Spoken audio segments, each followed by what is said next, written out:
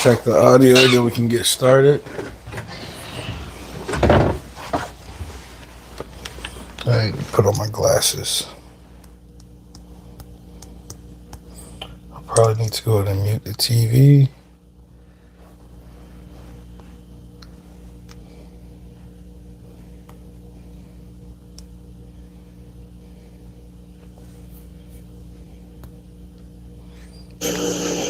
Testing. All right, cool.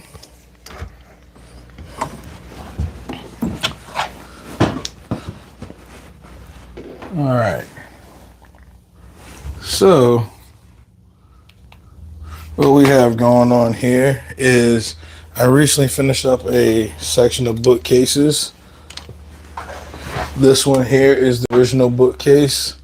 The clients wanted me to make a duplicate, copy the panels, and it has this beaded profile here. And it goes all the way around, but it also stops short as it goes around the perimeter. So I built the bookcase, but mine was actually missing the second bead right here. So I actually had both of them installed, and I have to come back and add my second bead. But also the client saw how nice mine was finished. They want me to sand and redo this one. So what we're about to do in this live stream is add the second bead here, and then we're going to go into refinishing that bookshelf. And I think the best method that I have for doing so, because to create that beaded profile, is this a good enough spot? We'll do one side at a time, I think.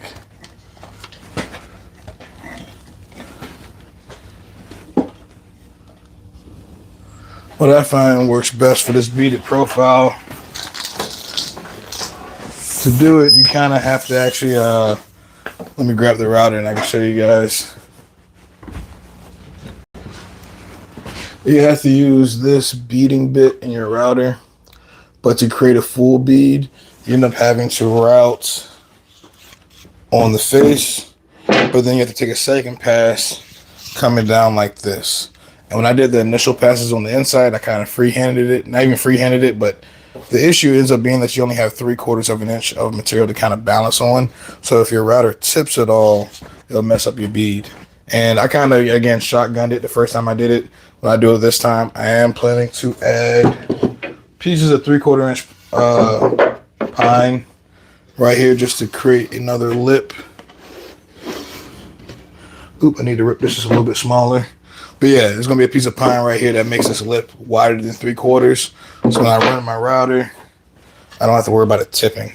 And then to make the stop profile, I'm just going to take some scrap plywood. I'm going to end up double sticking it right here. That'll stop my router. Then, double sticking it down here, which again will stop the router. So that's the game plan for that. But these do need to, I ripped these down to 1 inch. The overhang is just a little under 1 inch. So I need to rip these down just a little bit, and then we can go ahead and continue with the process. So I'm gonna spin you guys around. We're gonna run the table saw real quick, make that rip, and then we're gonna start routing. And then if you guys are just joining in, this is a bookshelf that hey, how you doing? This is a bookshelf that a client of mine had in their house, and they wanted me to duplicate it. So in my duplication, I made this one, and they loved it. But again, the contractor noticed that I missed. There's 2 beaded profiles, one on the inside and one on the outside. And these are just like a standard bead. It's beaded on both sides to make it a complete round. The camera probably isn't showing it too well, but it makes a complete round. So you have to take 2 passes with the router, one on the face and one on the inside. And again, on mine, I did not do the bead on the outside. So they wanted me to sand this one down and refinish it because they like how mine's looked. So now we're going to add the second bead and then sand the one that I already built. And what I'm going to do, I need to rip my strips right here before I attach them. So instead of bringing the camera all the way to the back, because it's going to be a quick run on the table saw, I'm just going to leave you guys right there for right now. We're going to make 2 rips to make these just a little bit smaller. And then we can go ahead and route the profile, sand up the other unit. And then I have to put at least 2 coats of this. They're using a poly shade, which is a stain and poly. I didn't really like it too much but for like a project like this where they don't want to pay too much into like staining in all the buffing process. I mean, it's a fairly okay product. It goes on all right. It's fine for stuff like this. I would say for bookshelves and stuff like that. I wouldn't use it on a table or anything.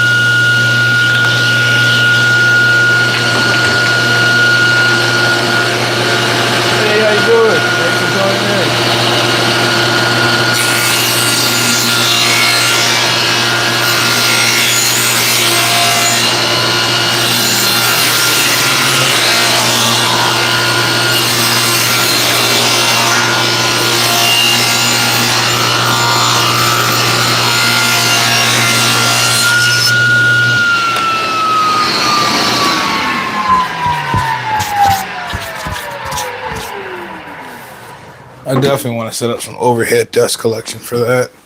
And now I need my 7/8" staples.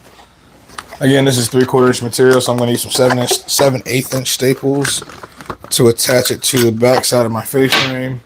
That way the staples will be nice and easy to pull out. Let me turn you guys back around to this side. I know that glare from the fan light's definitely in your way. So we're going to do one side at a time. I can't really set up the camera to see both sides. And what we're going to do again, if you guys missed that part, we have a bead on the inside of this profile using this router bit.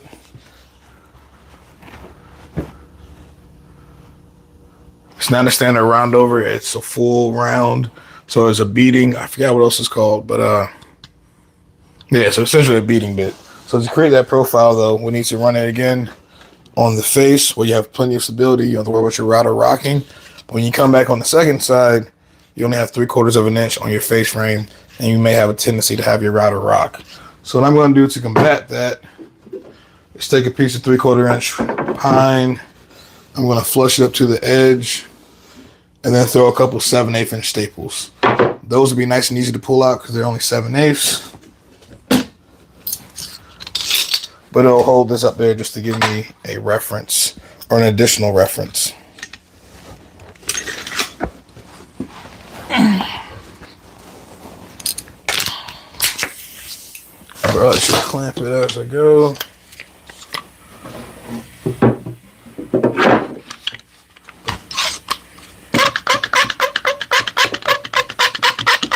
And I'm probably going to need to refinish this one a little bit too. So I'm not too worried about the router or anything else scuffing up the face. So I'm probably going to give this one a light sand and refinish as well. Just the face frame. Then we're going to come back on the back side, 7/8" staples. I'm going to make sure we're flush to the edge. Staple. Move my clamp down.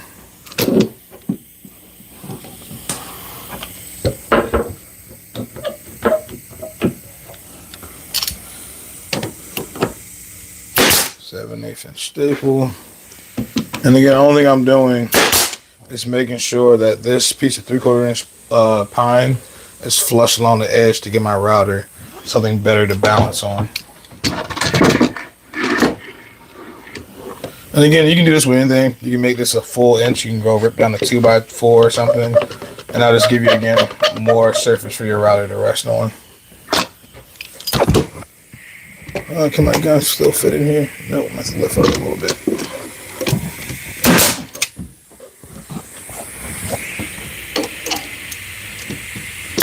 And I'm not permanently attaching this, so I don't need to throw a ton of staples in there. I just need to make sure that it's flush for my router to ride against. My router's already set to the proper settings, so let me grab a battery.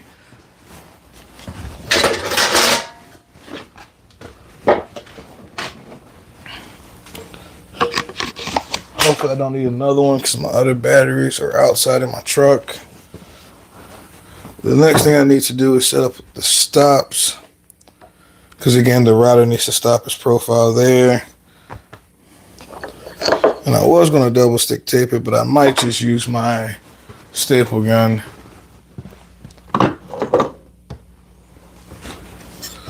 So if I just take my square, bring it up to the inside of that style, and then that's where this needs to be stapled.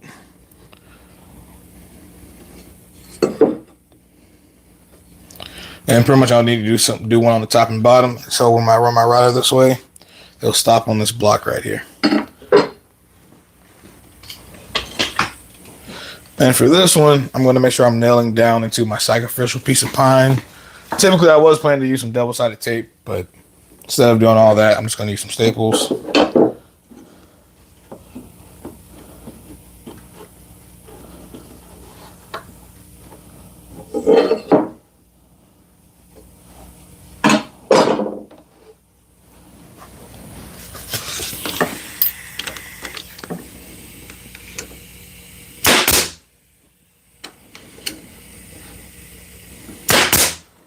And then that block will stop my router.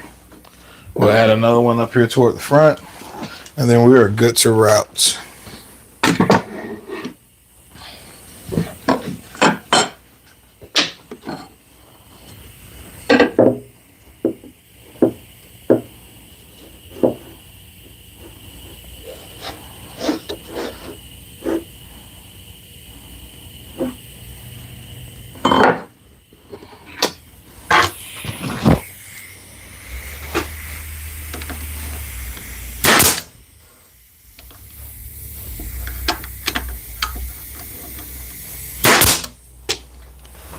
Alright, let me grab my headphones and we'll take this first pass.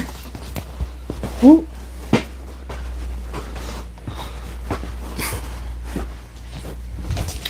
One thing about this process that does suck is that this is quite messy.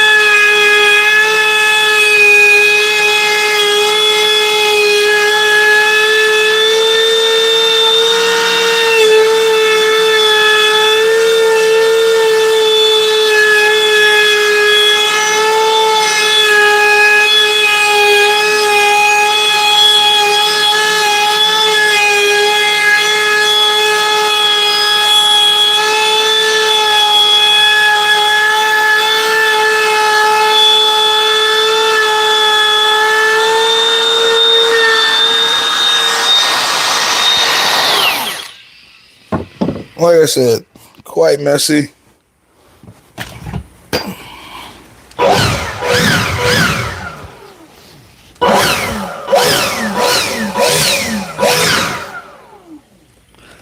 Whew. Alright, and that is the first pass of the bead. I can actually bring you guys in to see. But that doesn't give you the second cut, which is where you have to come in on the face. Try to make sure I can see what you guys see.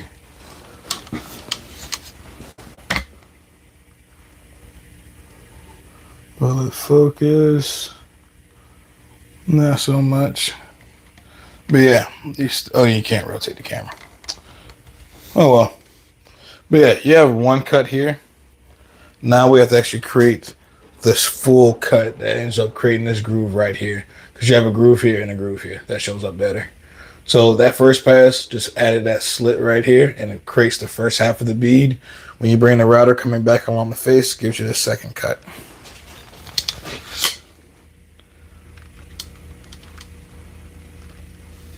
Definitely messy, and I kind of want to hook up my vacuum to this, but there's not really a good way to do it without it getting in the way.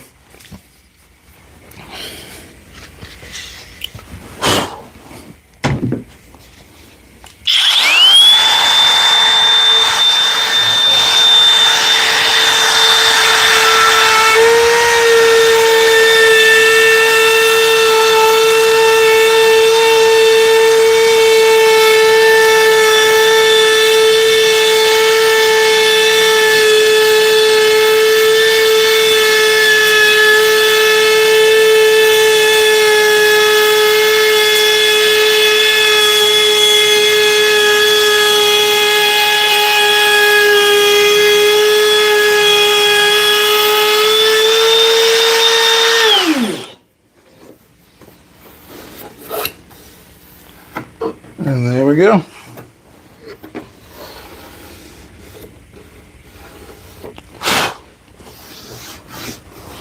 Now I need to do the same to the other side. And again, 7/8 inch staples. They pop off really easy. Hey, how you doing? Thanks for joining in. Definitely messy though. Definitely extremely messy. Alright, now we have to do the other side, and then this edge will need to get sanded and prepped, and I need to restain this little beaded profile. I gotta do the same again on that side, and then we need to sand up the older original unit, and we are good to go. Oh, I hate doing this, so it's really a huge mess. I just cleaned up from the first passes of doing this. Let's switch the camera to the other side.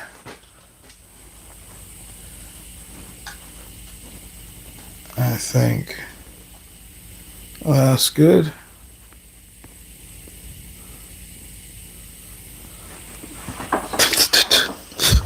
The amount of sawdust that get in your mouth. Mask, I guess, would help, but not a huge PPE guy. A little bit more arrows.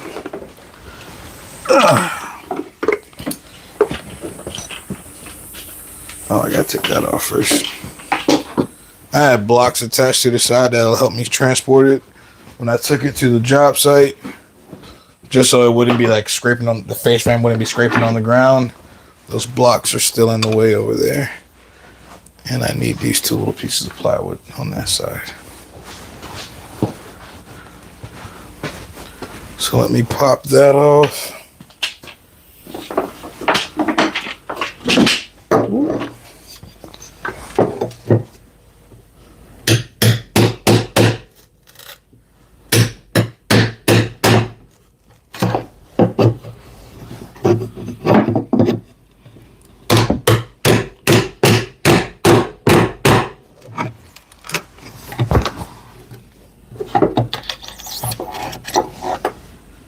Alright, got that piece off.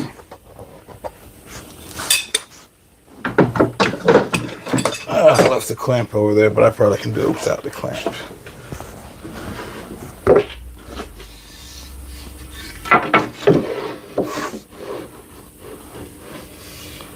I'm going to slide it in. We'll start in the middle this time.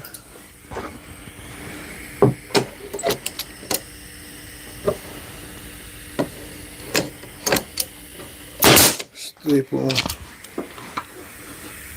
And what we want to do is again make sure that this piece is flush, but if anything, not proud of the edge of your face frame.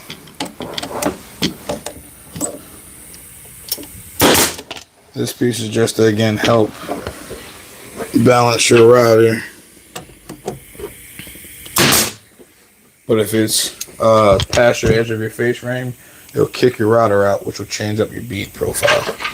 So be careful of that. Again, this is pretty much the finish line of this project. You don't want to have any mistakes like that. Alright, that's all good to go. Now I need to add my stops.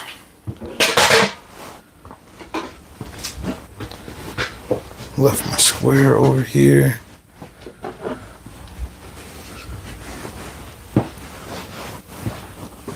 Definitely appreciate you guys for joining in this evening.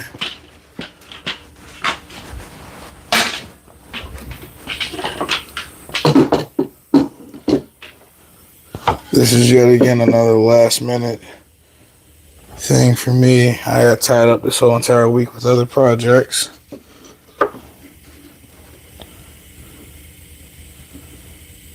And you want this block flush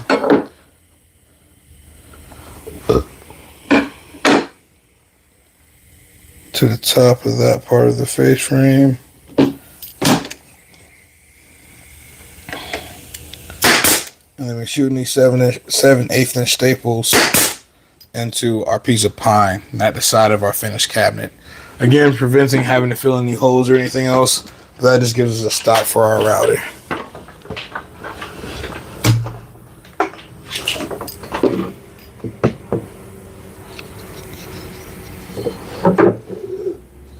Actually, this one's easier because my not header, my rail for the top part of this cabinet, this one runs all the way through instead of having my stiles run the full length, so I can actually see the line where that starts at. So I can just come over here and line that up and then pin her into place.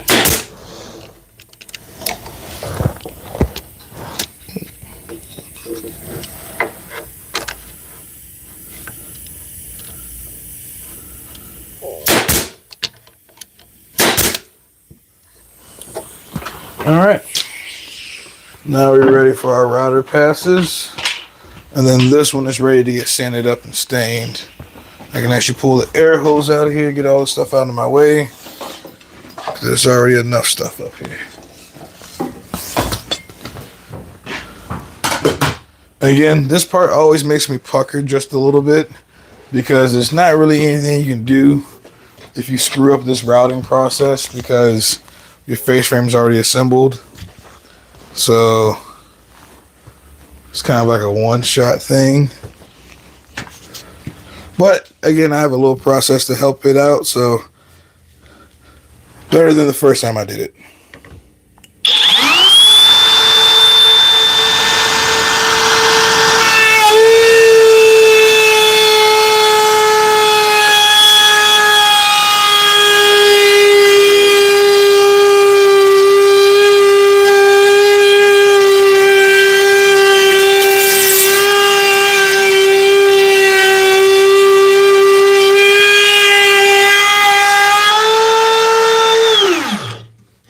That's the first pass, and then you turn the router and run it along this edge.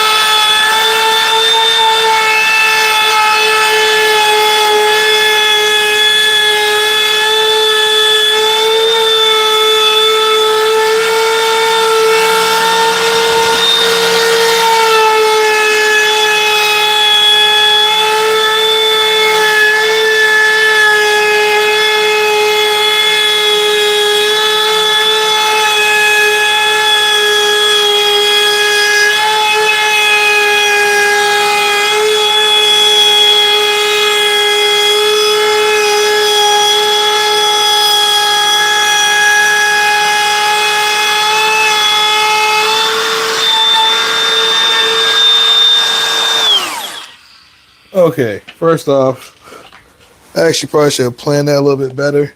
My apron got caught on every single handle on that cabinet. Oh, but we got it done. Woo! Let me blow myself off with the leaf blower. blow off the cabinet. Phew.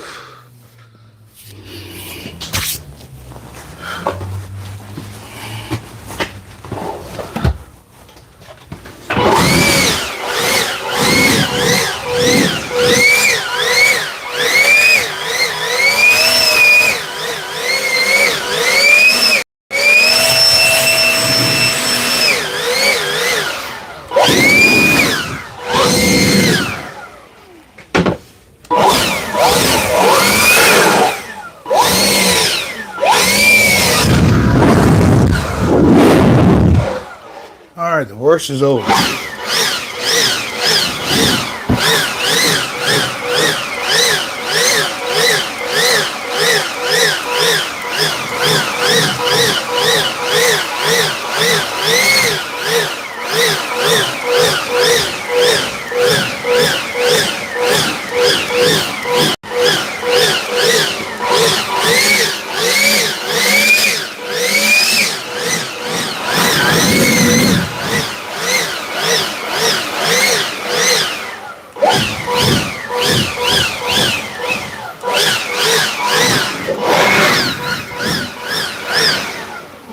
Whew, okay.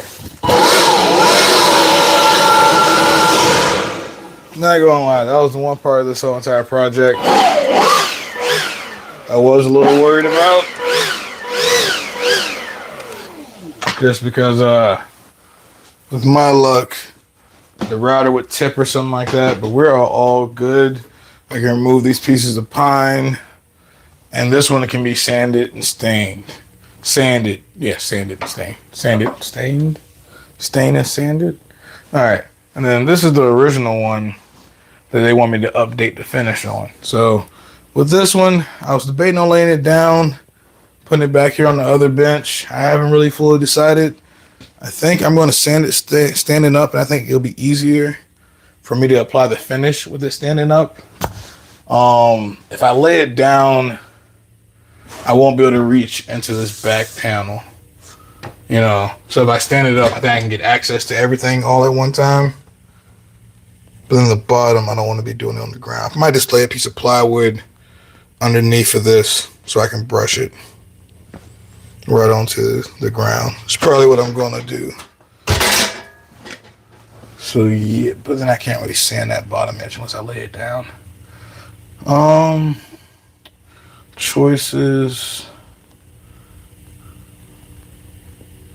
First thing I do, let me take out all of these, and I'll probably sand as much as I can with it standing up like this. I can always actually just lean it back too. So yeah, I think I'm going to sand it with it standing up. And once we get this one roughed up, I think I'm going to use 220.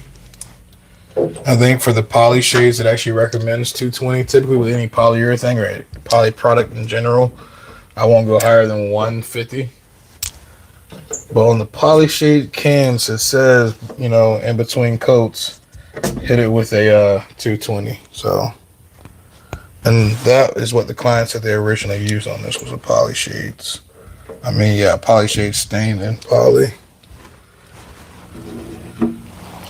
So 220 should be not too aggressive, but just enough to scuff up and remove some of these stain marks, like down here at the bottom. And you guys can see that black one. So we're going to sand and rough all this up. And then the only thing we got to do after that is apply our finishes. Nice and easy. Let me grab some sandpaper for the sander. And the camera looks good right there. All right, that was a lot of fun.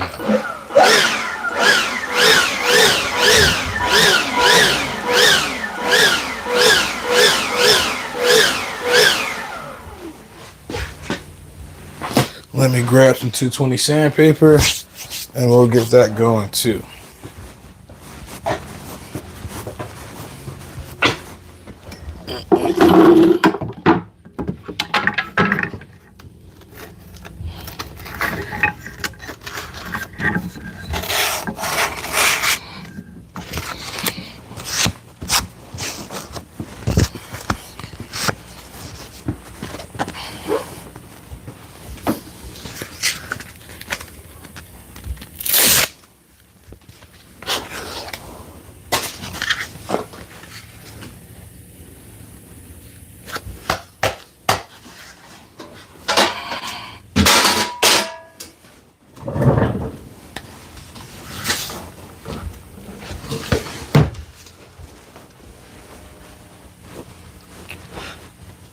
Yeah, 38 people in here. I greatly appreciate you guys for hanging out.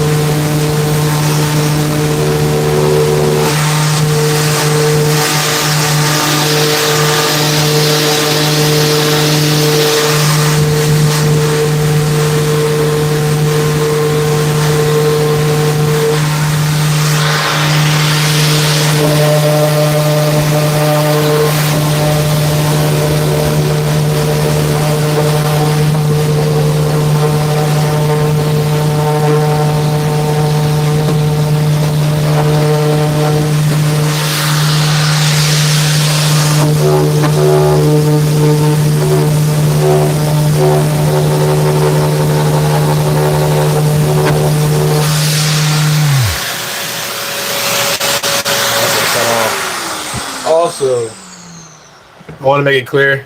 Typically, if I was like changing finishes, I would probably strip it with like some type of chemical stripper, scrape it, and then sand it. But in this case, because I'm applying the same type of finish, same color, same stain, and it's the same brand of finish, all I need to do is actually give it a decent scuff up so it can actually have a mechanical bond so the finish will stick to. So I don't need to actually like get down into all the nooks and crannies. My focus is scuffing up the surface, and then any stains that I see anywhere, I want to make sure that that gets taken care of, so we can get again a good mechanical bond for the finish, and a clean look at the very end. That is what your priorities are when, again, you're touching up a finish versus applying a brand new finish to a piece. I'm going to come back with, like, once I finish up hitting everything with the actual orbital, I'm going to take the paper off and come back and kind of fine detail some of these beads.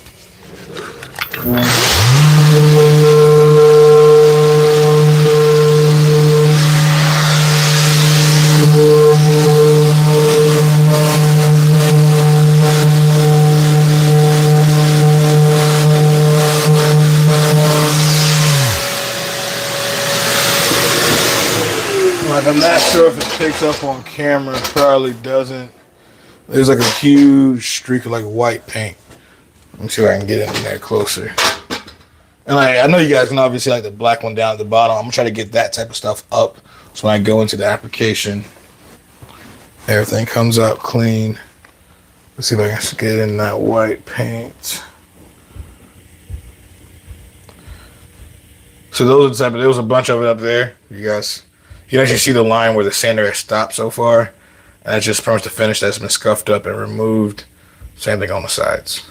Not sure if the camera was doing it justice sitting way back here. But again, all we're doing is scuffing up the surface. We're using 220 because again, that's what this finish recommends. Typically, any type of polyurethane finish though, I wouldn't go higher than 150. We're currently using 220. Which also is pretty safe because this is a veneered plywood. This is all oak veneered plywood. So if I was using like 150 or 120, you might have a chance to go through or burn through the veneers. So this product being able to be sanded with 220, I guess it's kind of a benefit. Takes a little bit longer, but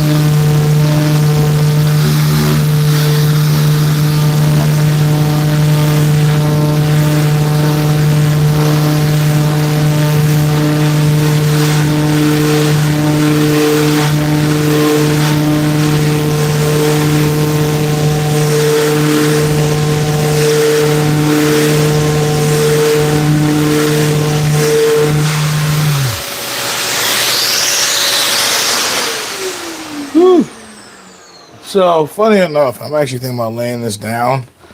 Because I think if I lay it down and use my step ladder, I think I should be able to get from the middle of the cabinet and kind of work my way this way.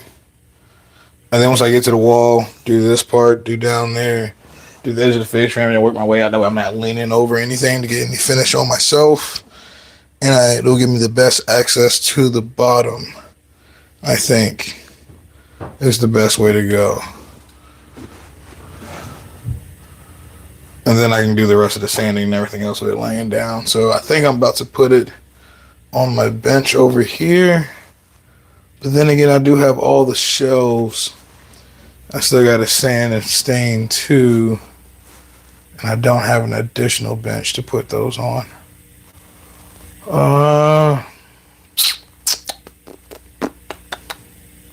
So I was going to sand and stain those over there. So if I put this on the bench, I won't have access to anywhere to do the shelves.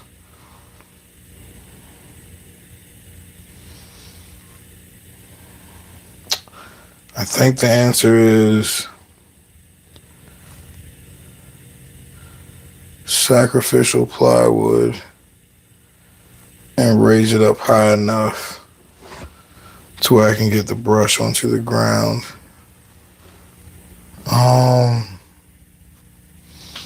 Best way to do that though would be I can throw a piece of 3/4 down. Logistics. I wish the shop was just a little bit bigger. A little bit more floor space, like 2 more benches.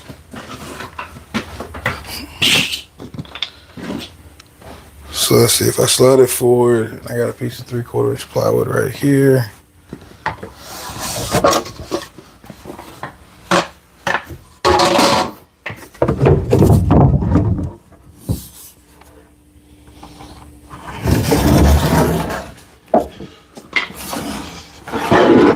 Is this long enough for the cabinets? No. Barely. So I have to go grab a whole sheet of plywood. I don't have anything else longer.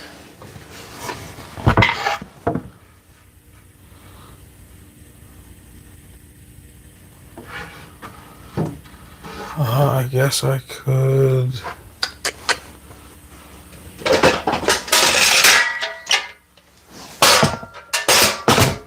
I probably could have laid it down. Do these today, do the shelves tomorrow, or I probably could balance this one on one bench, put this one over there, and then just use the smaller bench for the shelves.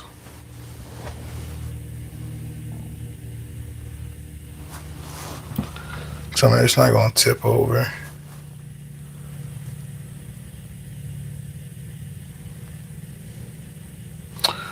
Okay, new plan.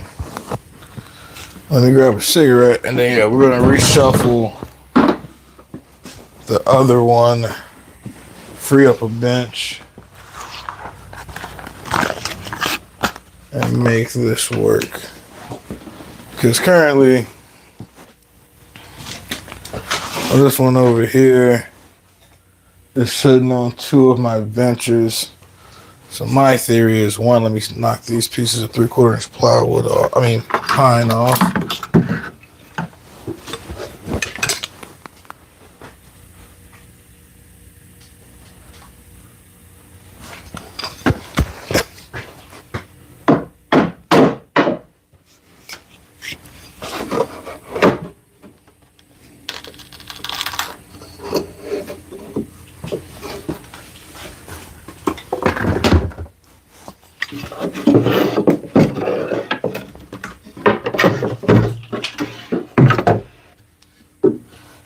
This is now trash.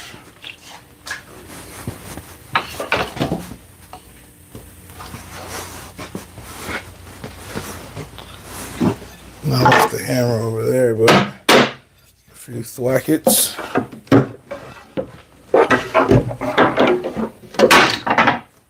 then that comes off. So what I'm thinking is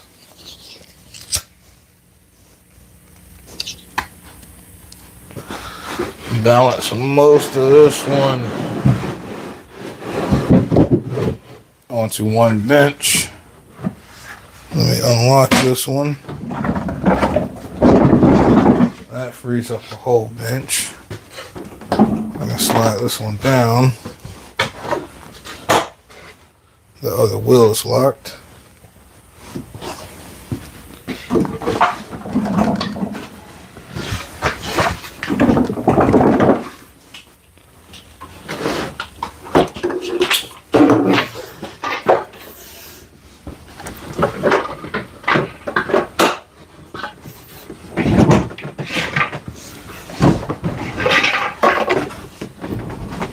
So I'm gonna have access to sand this edge, do my staining. This one will be where I throw all my shelves on.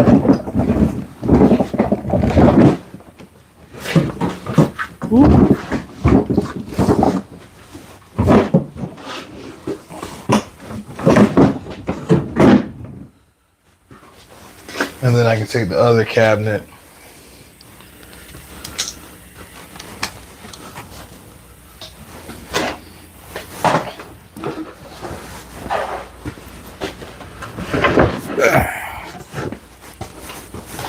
because I also still have these 4 shelves.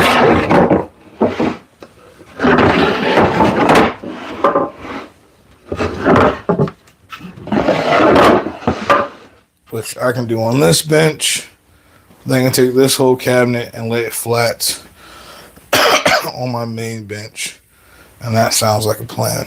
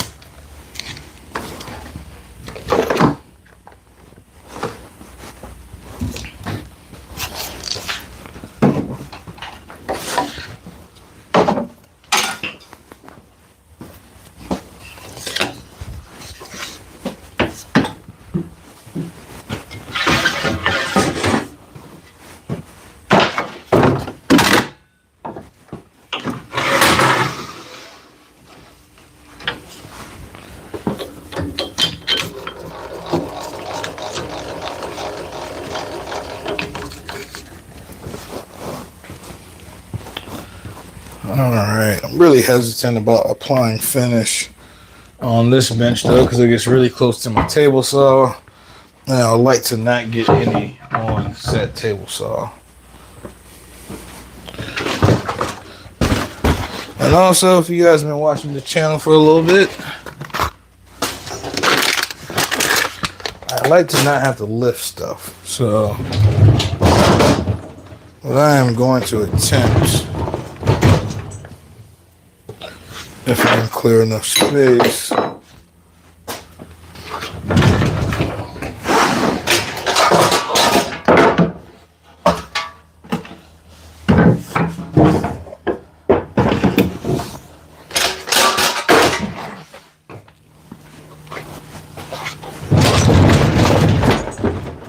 slide that out the way.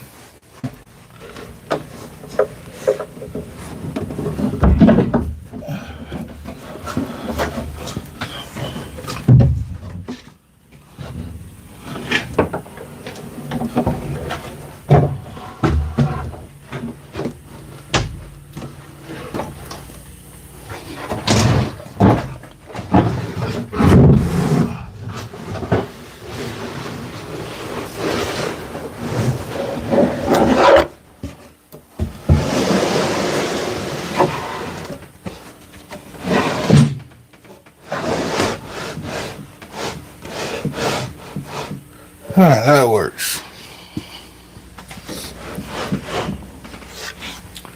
So now I have access to everything I need to put finish on.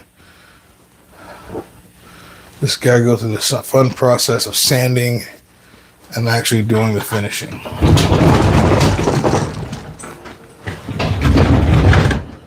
That gives me walk room. Theoretically, with the step ladder,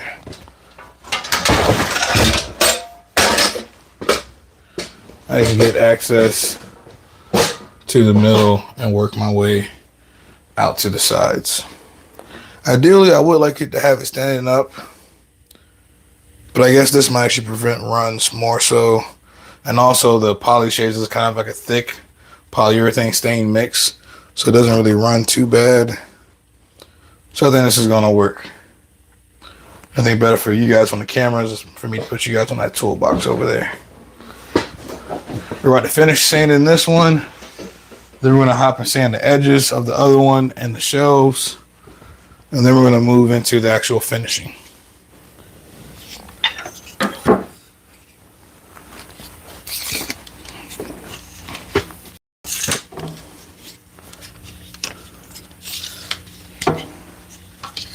And let me check my battery too. I think my phone is good for like 2.5 hours of streaming before she dies.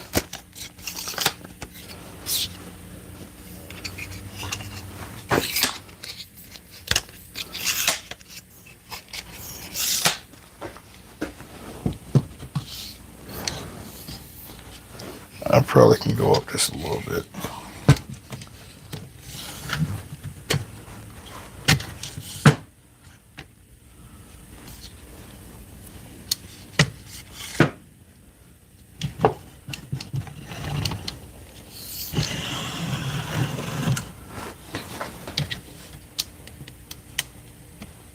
Let me sand the bottom first. All right. A little bit of logistics, but that was fine.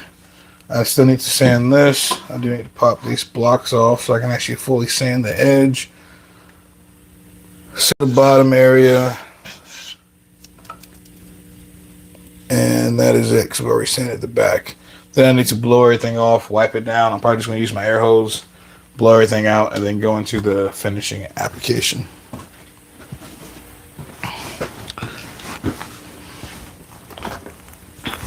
And this is what I was talking about, my shipping idea.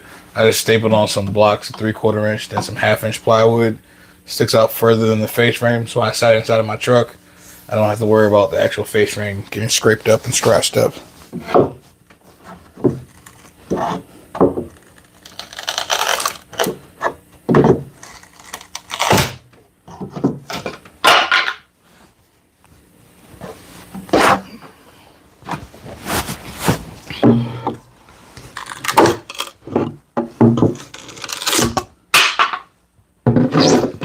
There we go. And I have all the access that I need.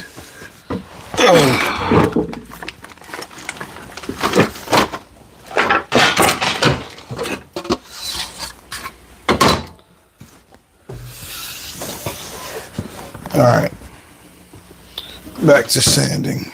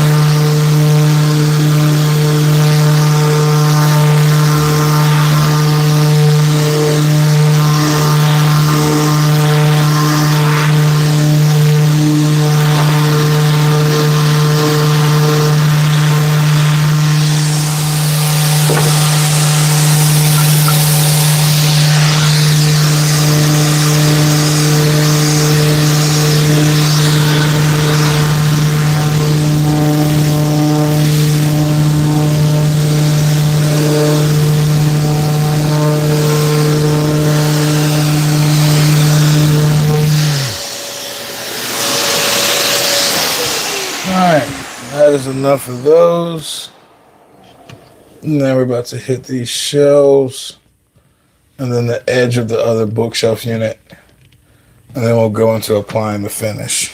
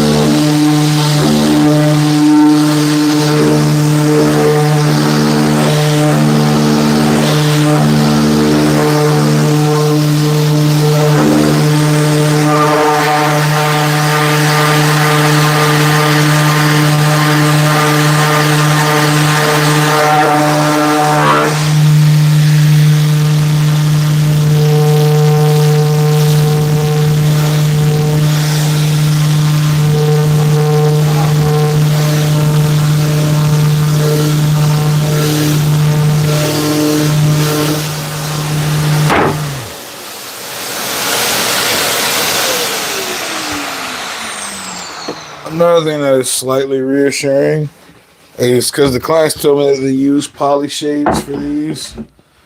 Didn't really have a way to tell until I started sanding them. Oh, that glare. But didn't really have a way to tell until I started sanding them. Essentially, if it was stained, then polyurethane. As you got through the polyurethane layer, then you start removing some of the stain. But this is, again, coming up kind of at the same time, which lets you know that the stain isn't really too deep, which lets you know that it's not a traditional stain. This poly shades, again, is a... Where is it? It's back here.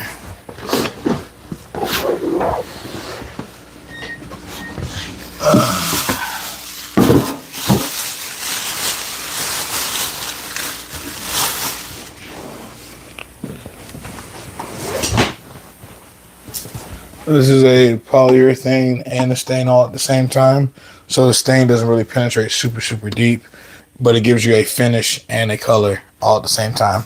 So I wasn't really sure, again, if this is what the original product was, which, because if it wasn't, if it was polyurethane, I would need to go all the way down to actually be able to apply this. But it looks like it was a poly shade, so it shouldn't be too bad to reapply. Fingers crossed, I could find out and be completely wrong.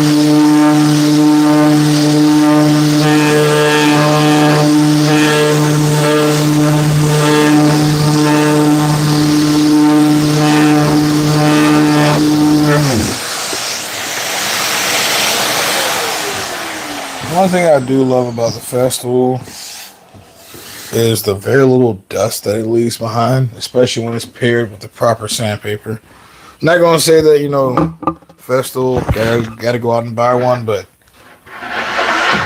there's something to be said about sanding and not having a ton of dust left over behind or a ton of dust kicking up in your face as you're sanding. So There's benefits to it. Might not be worth the $400 that it is though. And you also have to have the proper sandpaper. This is the Cubitron by 3M. I can't remember, but the mesh Cubitron actually is better because there's more hole surfaces and they line up better with the Festool dust extraction pattern. These ones are better than like standard Diablo paper because at least there are more holes overall, but not as good as actually grabbing either Festool paper that lines up with every single hole or the Cubitron mesh paper.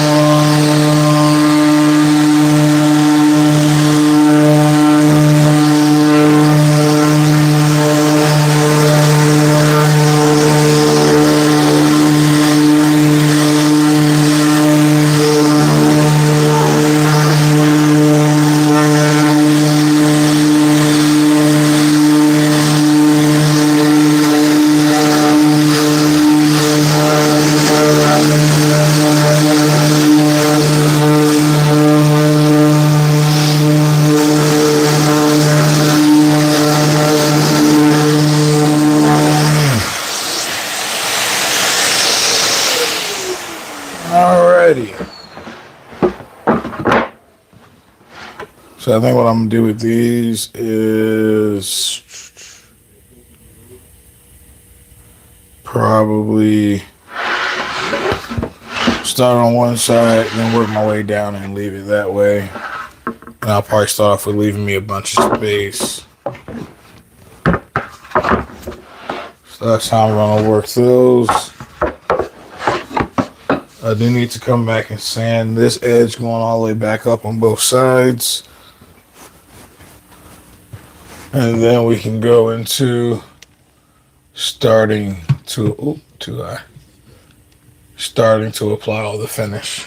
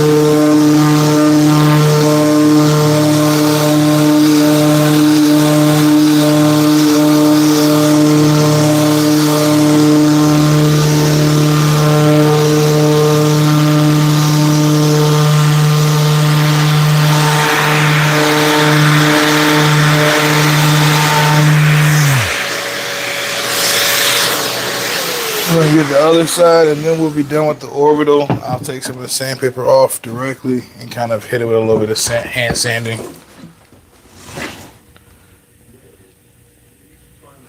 I actually built, so there's two cabinets. Originally, this one is the one that clients had inside of their house. This one is the one they already had, and then they wanted me to make a duplicate.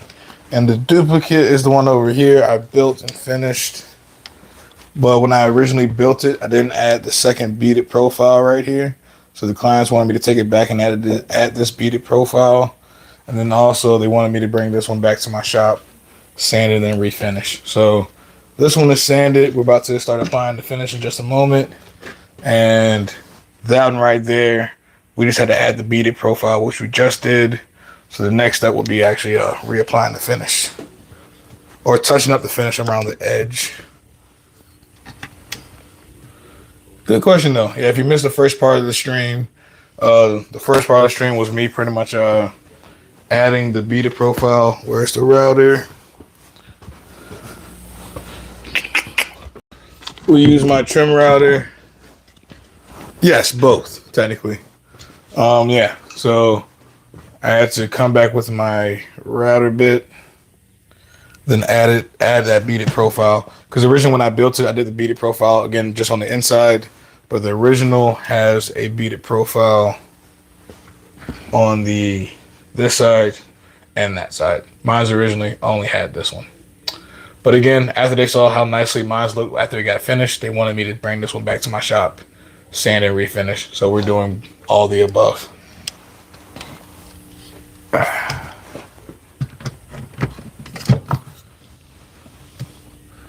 But we're almost done with the sanding portion. We're gonna put one coat of finish on everything and then probably end the live stream.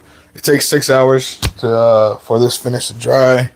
And if you didn't miss that part, we're using this poly shades. It's a stain and poly. It doesn't really penetrate too deep, but it gives you again the protection of a poly as well as giving you the color. The clients have picked out pecan because the rest of their trim around their house is pecan stained. So we should be able to get one coat on it in this live stream. Again, my phone typically lasts about 2.5 hours before the battery dies. So we got like another hour and 15 minutes. After I get this edge sanded, we're going to kind of peel the paper off, come back, hand sand the beads a little bit more detailed. Then use the air compressor, blow off all the extra sawdust, and then start staining. We'll probably start with this unit, get all this stained up, then do the shelves, then hop on to the bigger unit, or maybe do the bigger unit first. Haven't really decided. Hopefully that one, since I didn't again go bare wood to that one, hopefully I can get away with like just one coat. We'll see if it needs a second.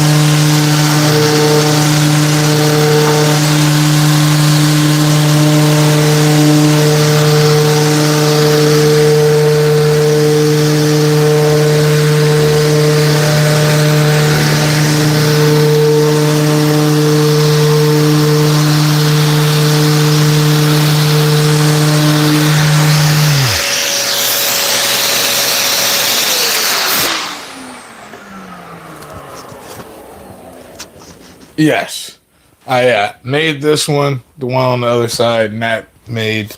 Again, I think I did pretty good. If you guys caught the very beginning of the stream or the thumbnail, before I started doing anything, they look pretty comparable. I think I did pretty good at duplicating everything that the original had, minus, again, that extra bead that I completely forgot. I was working off of a picture versus physically having the other bookshelf here.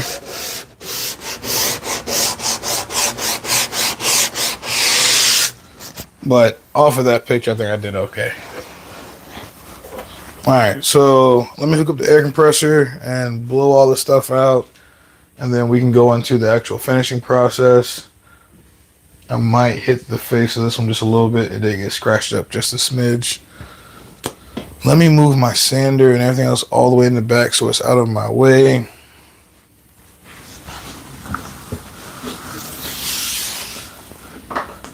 Oh, this is the part I hate the most of. Also, if you guys do know my channel, I personally hate applying finish to stuff. I'm a big fan of Odie's oil and calling it a day. But like polyurethanes and anything else like that, I typically try to avoid. One, because of the time consumingness and how much space it takes up inside of my shop. Like having 2 fully assembled bookshelves doesn't leave me much room for activities.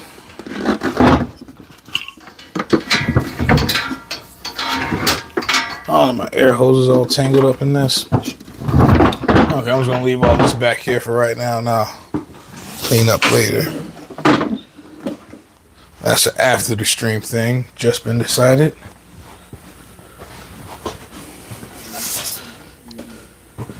Alright, let's try to blow up the excess sawdust and then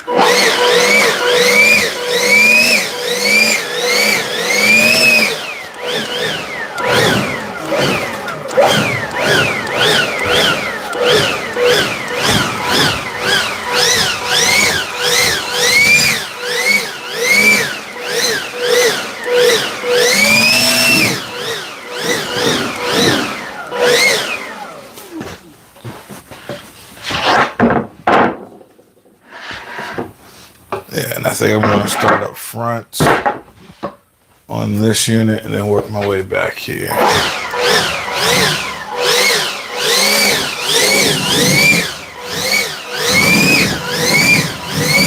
Actually, it probably makes more sense to do this bigger one first. This is going to be what needs the most coats. So, can't really get everything in one shot though.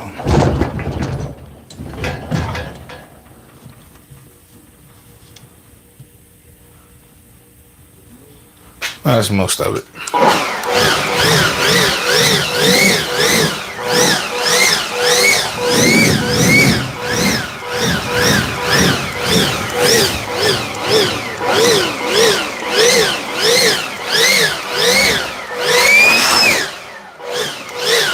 Well, that glare is not going to make it nice for you guys though.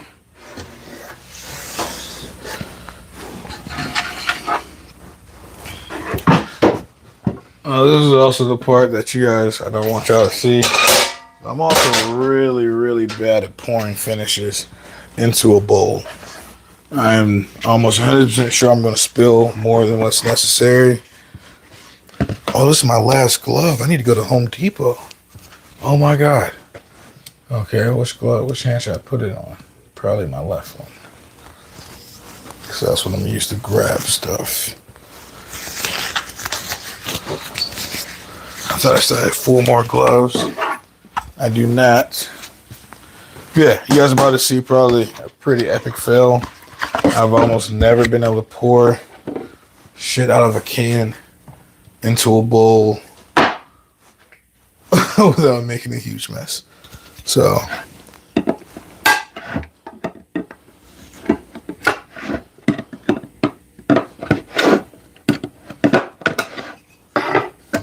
oh, and I need a scrap stick to stir it. And here goes the one I used last time. Beautiful. With polyurethanes and most finishes, you really want to stir it, not shake it, to avoid adding a bunch of bubbles in there. But you want to stir it to make sure all the pigments and colors that may be sitting at the bottom of the can, depending on how long it's been sitting, is actually mixed up. Because if not, what you'll end up having, you can see, well, you guys can't see it, but I can see it now. There's like 3 different pigments of brown kind of just sitting here on the surface. If you don't mix it up, what will happen is, one, you won't get the proper color, no matter what you do, how many coats you apply, because you're not actually getting the full pigmentation into your stain. And I feel it right now. I'm about to make a huge mess. But yeah, make sure you stir it up thoroughly. You want to get all the colors congealed together before you start applying everything. And this is going to be quite a bit of stain. Oh, can't read that from here. I recently bought a Ryobi high-speed inflator for beach balls and mattresses.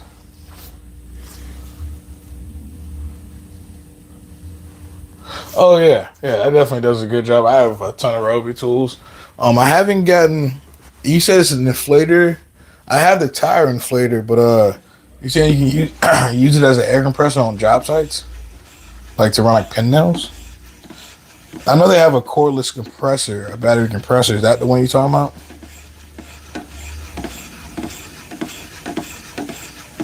Yeah, I have the tire inflator, and I use that for, flat tires here and there.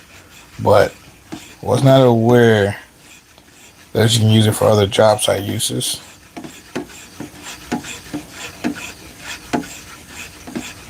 I think we are good. I probably should grab me a rag before I get started.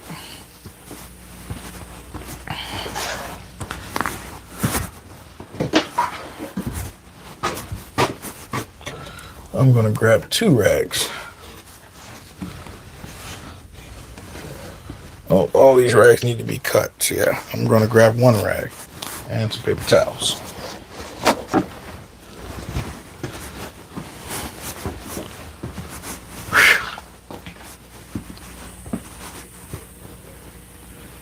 See, can inflated tire.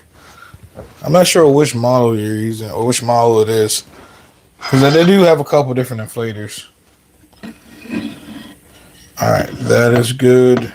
And then actually what I'm going to do to make this even safer is put the bowl on the paper towel, grab my brush. Here we go.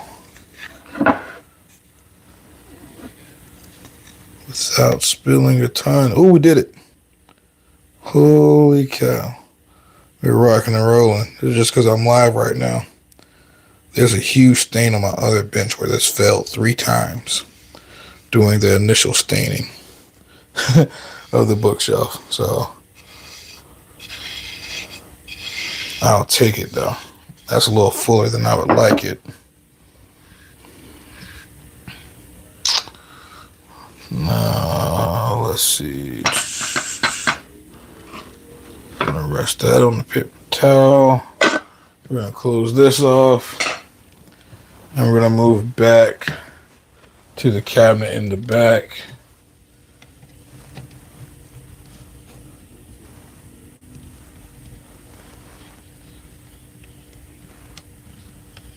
There we go. And I think I want to go from top to bottom. My ladder's already back there. When I said the bowl is a little fuller than I wanted it, it's because I have to move the bowl. And it's definitely fuller than I want it. I should probably pour some of this into a second bowl.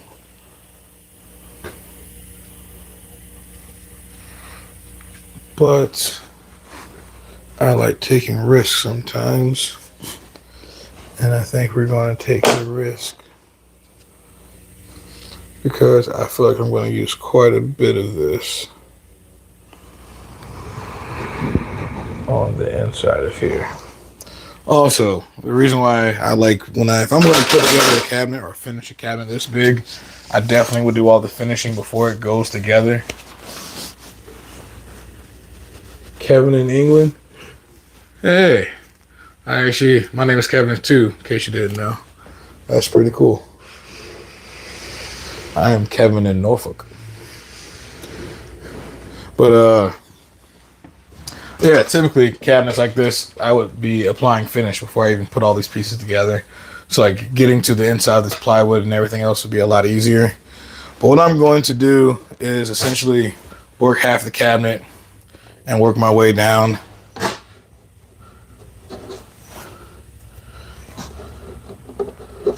Well, work from the center of the cabinet out. That way, like while I'm leaning on all this, none of this way I finish on it.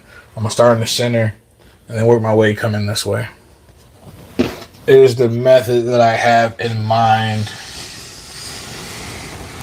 without spilling all the stain inside the box, hopefully. But this gives me somewhere I can lean over. It's not really too much of an issue. And yep, now the process begins. You cannot do this one with a roller. This finish has to be applied with a brush. So it might be able to be sprayed. Not sure. But I highly recommend the brush and just taking your time. You want to make sure you hit everything, and after you have it applied, I like to do solid brush strokes just to make sure everything goes on nice and easy, nice and even. And again, my goal is to make sure that I coat from the center of the box out to the edge.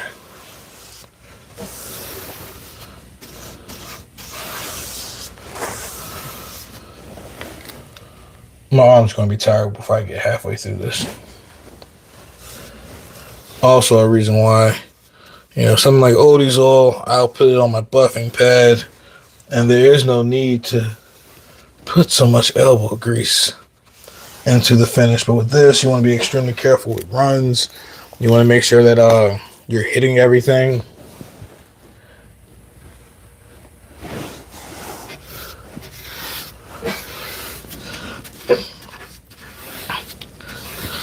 And again, with the cabinet so large, there's lots of nooks and crannies and edges that need to be hit.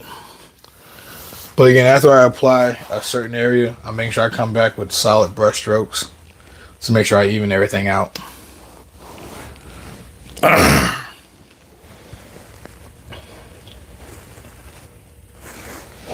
Before I do the face, I'm going to start doing the main carcass.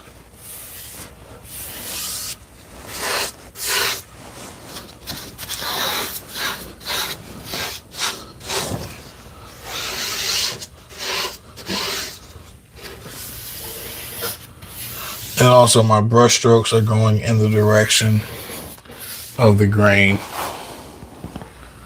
Whew. And theoretically, you will want this brush stroke to run all the way top to bottom. But I'm not going to move my ladder like 5 different times. So I'm probably going to work this top half over to here, then move my ladder down and kind of blend that seam right there in the middle.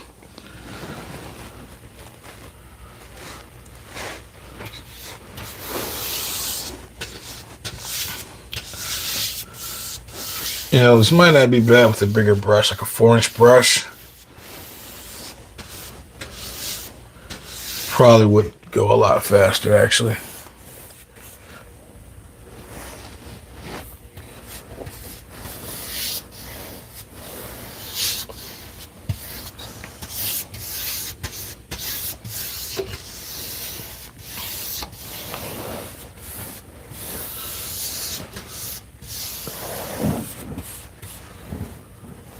Oh no, I spilled some.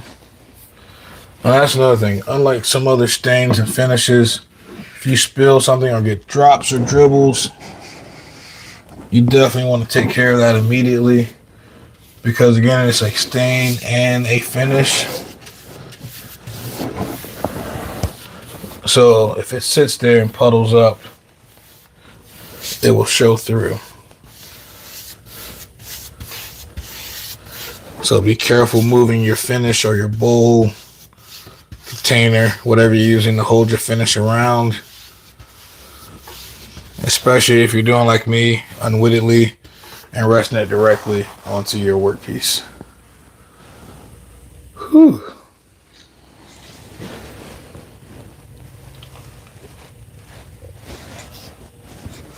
I'm going to start in the middle and then pull the stain to the top and bottom.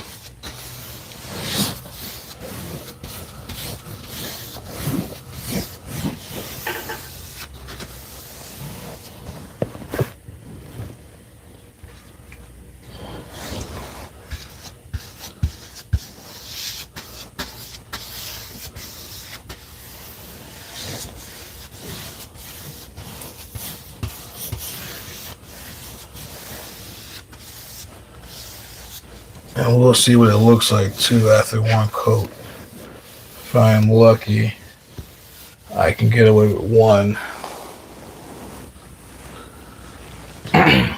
Probably do two on the face frame, but if I can get the main carcass fine enough with one. Because actually, like, this one didn't have any coats on it to begin with. The back panel, anyway. That might have not had any stain. It might have just been lacquered for a clear coat.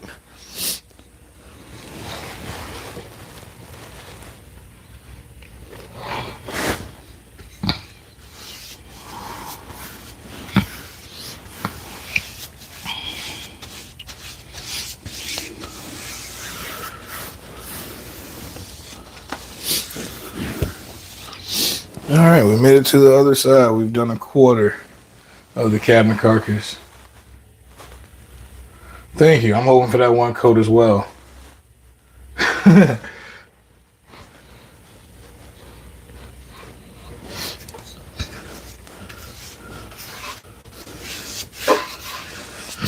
I mean, looking at the back panel, the area that I've coated up right here, we might get lucky with that one coat.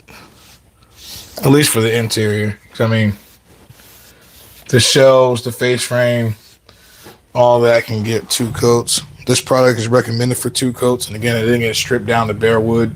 We just kind of scuffed up the initial finish on it. So here's the hope, even again, for one coat.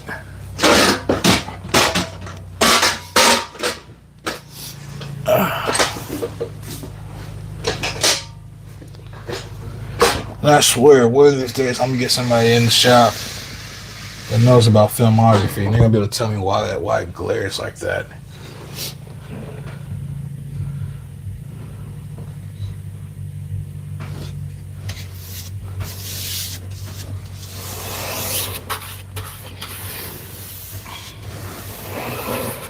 And then right here where that seam is, I'm gonna make sure I run my brush up past it to kind of wet up the finish that's been sitting right there to help blend that seam.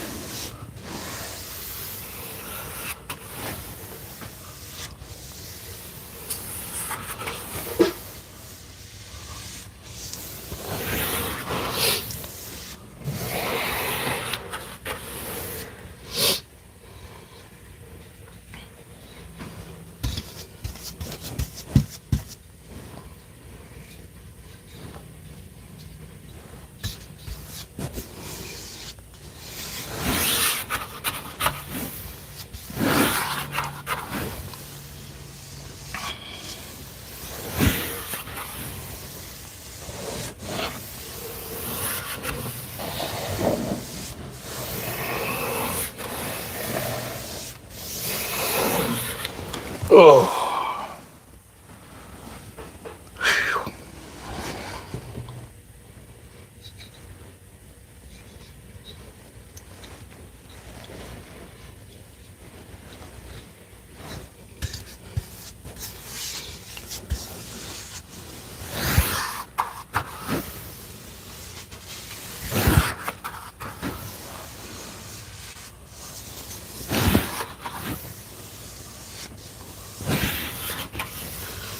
One thing I didn't think about is once I get to the other side, where do I put the bowl? I'll probably just put it at the bottom.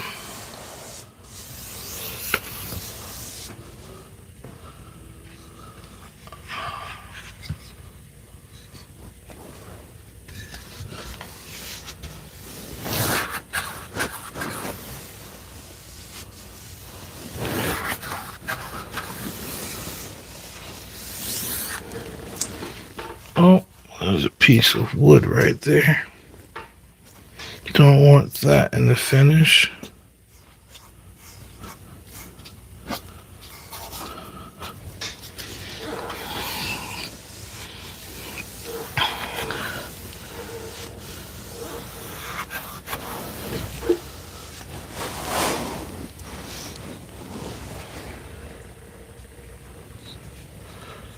I'm gonna look into it and see if you can. I know you can spray regular poly. You probably can spray this. Be a hell of a lot easier.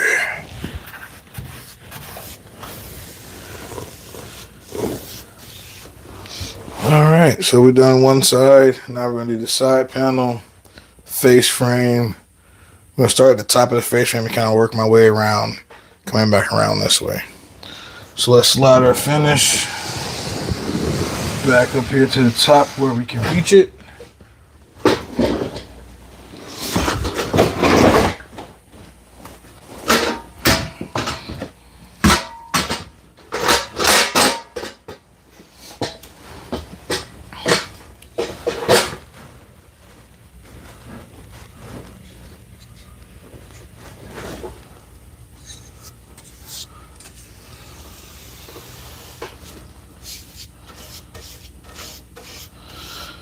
And I had just enough room to keep this from overhanging my table saw. Because one reason I do hate applying finish on this bench is if I get too close to my table saw, I am more than likely going to get finish onto my table saw, which is not what we want. Spill a little bit right there. And actually, before I do this face frame, I gotta do this side panel here. Because again, you guys see how I have to lean over. If I start doing this face frame here, I wouldn't have access to do this without touching all of that. So what we're gonna do next is start brushing up all of this.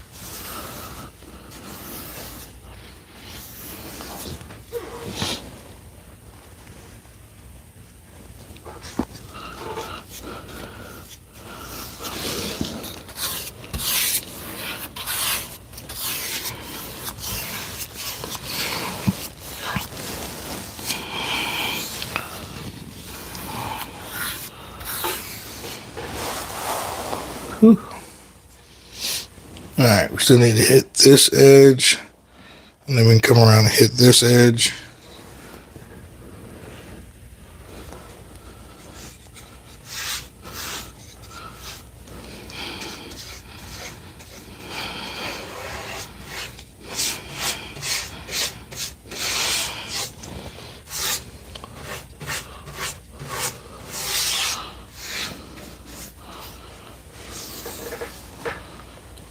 And then again with the full brush strokes. All right, we're almost halfway there.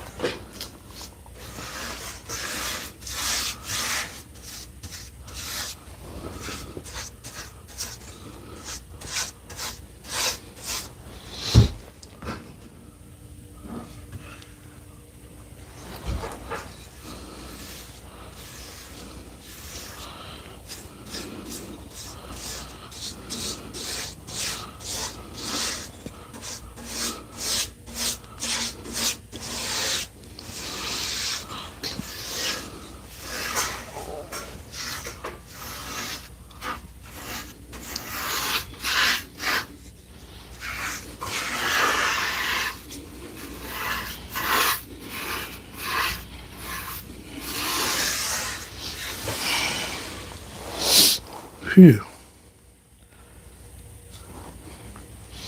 I slide that bowl down just a little bit.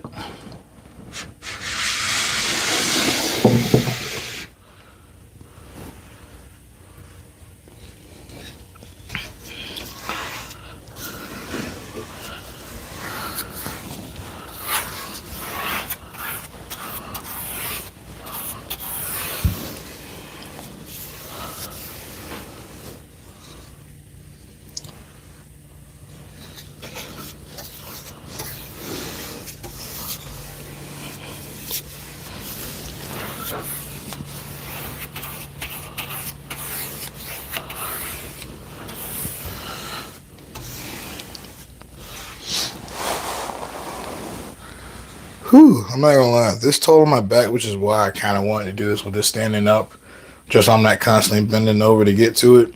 But this does give me the best access, especially down at the bottom, because if it was on the ground, I wouldn't be able to, one, properly sand that, or get my brush down there without digging it into the dirt or concrete. So definitely the best way for me to finish this, just not the most comfortable. Starting to tell myself it's time for a cigarette. I need to also check my battery. So again, I'm good for about like 2.5, maybe 2 hours and 40 minutes of live streaming. So I want to make sure it's not about to die. I would like to at least finish this one cabinet before we end the stream.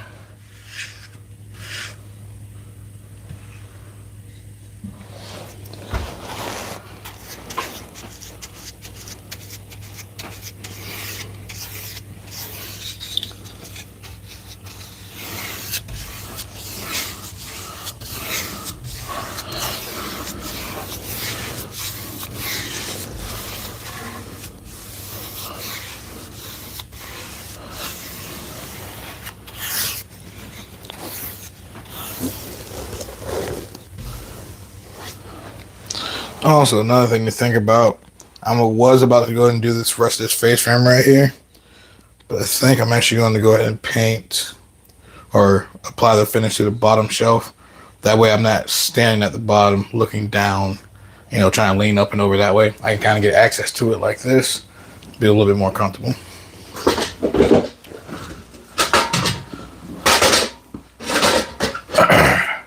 And again, if I had all this stained, I couldn't lean on it. Now I can actually do this whole motion right here. And that'd be a lot better than standing down here and then having to look down, up and over to get to it. Hey, how you doing? Thanks for joining in. We're almost about at the end of the live stream, but currently what we're doing is we're refinishing the original bookshelf. And then I made a copy of the same bookshelf over there that we had to do a little bit more profiling to. So currently all we're doing is applying a poly shade stain poly combination to this bookshelf and then touching up the finish on the rest of them. But I definitely appreciate you for joining in, and I hope you've had a great Saturday so far. Oh, I dripped some. You can be trying to talk and paint. I can't do two things at once. Silly me.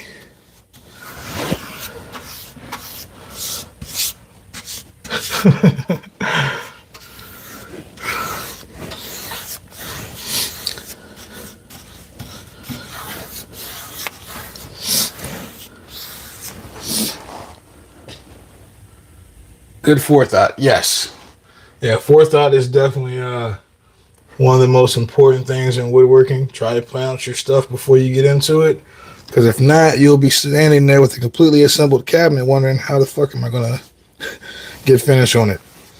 And now in this process, forethought is another big one. I went to the client's house. I seen the original one laying there on the floor. It looked pretty dusty. I should have. I did not, but I should have said, hey, while I'm doing the other cabinet, do you want this one refinished? And this would have been finished in my shop when I built the original one, and I would have had one to look at, and I wouldn't have missed that other beaded profile. Versus me snapping pictures of the cabinet sitting on the floor, then coming home and building one based off of pictures. I would have had this one here, and this would have been finished a week ago, and I wouldn't be doing this on a Saturday. But forethought. It's something that we're all working on. The better foresight you can have, the easier your job, your life, etc. can be for you. So try to plan stuff out better. What am I always saying? Proper planning, the 3 P's, 4 P's. Proper planning prevents piss poor performance. It's one of those things I heard growing up constantly. It used to piss me off. But it's true. You can plan out your day. You can plan out your life. You can plan everything. And the more thought and planning you put into something, 9 times out of 10, the better outcome. You can't overthink stuff. So I don't want to say that. But appropriate amount of planning. I guess it doesn't sound like good, though. Appropriate amount of planning prevents piss poor performance. We just call it proper.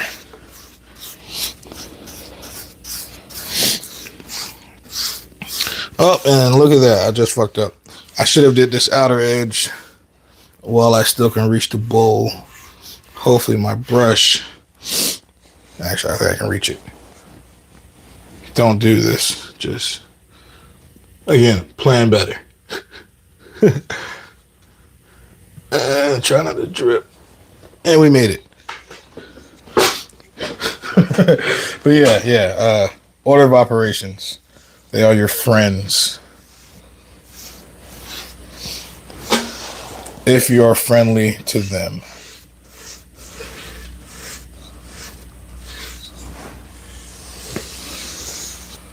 All right. We are stained up on, well, I guess I haven't done the face yet at the bottom, but we are 50% of this cabinet restained, and looking at it, I think this one coat is going to be good.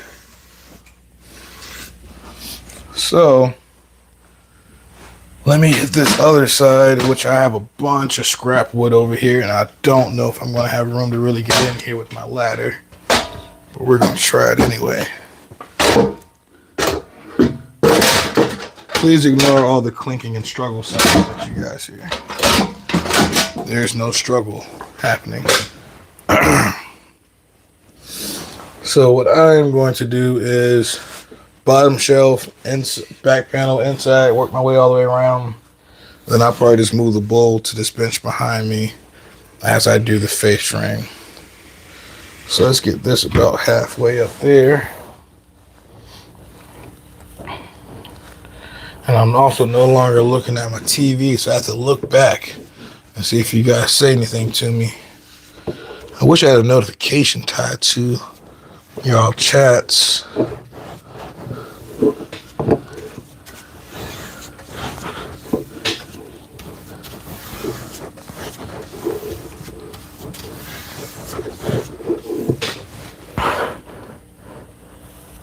Oh my god, I was thinking I was going to be done after this. I forgot I got shelves.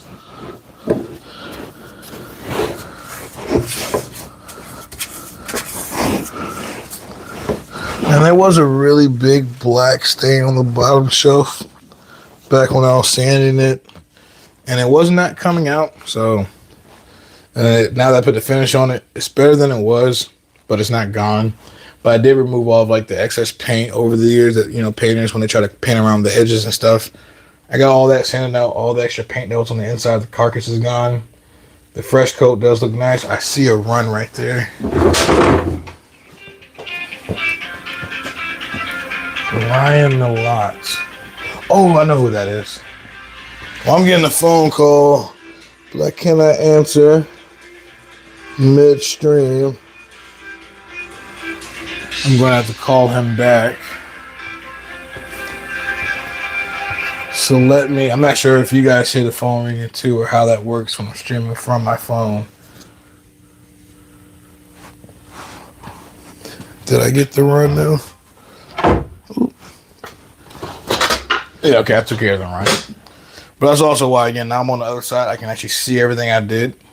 So you definitely want to inspect as you work your way around, just to make sure that you didn't leave any runs. Because again, as it dries, typically all you have to do is hit this with like 1,000 grit after it dries. Just kind of knock down any of the fuzzies. But if you have any runs, you might be pretty much sanding all the way through your finish, then reapply another coat. So try to prevent any runs as you see them, which is why, again, I'm now on the opposite side. I have a better vantage point to do so. And then again, this whole back panel area is already kind of set up. So whenever I touch this, I want to make sure my brush is fairly wet, so I can kind of re-wet that finish and blend it with my new swath, if you would, just to help everything blend better. And now the next few streaks are going to be going into my fresh, streaks, so I don't really have to worry about that. I can kind of bring my brush back into it without too much of an issue. But anything that's already been stained and sat for a little bit, it gets more tacky.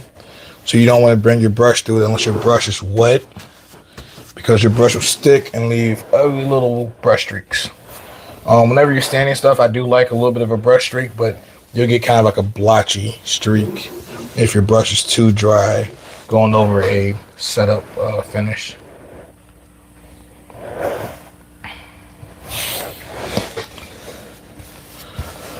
I don't feel like another cigarette, but my body's telling me wait until I'm done. Wait until I can put on my flip-flops.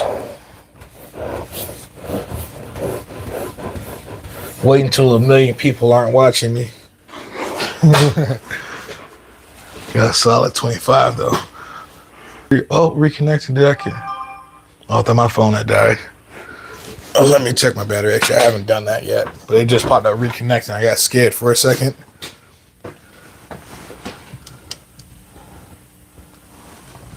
Let's see. My phone is on 30%. Okay. That should be good for like another 45 minutes or so. It's definitely enough to at least finish this cabinet. But I do want to stop it before it actually dies in the middle of the stream, because then the stream goes on for like another 30 minutes before it actually cancels. I can't get back into it. Yada, yada, yada. Tech stuff that I'm no good at.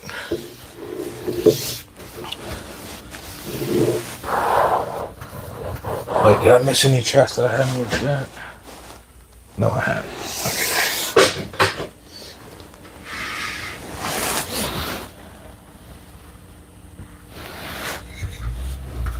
In the jungle, the mighty jungle, the lion sleeps tonight.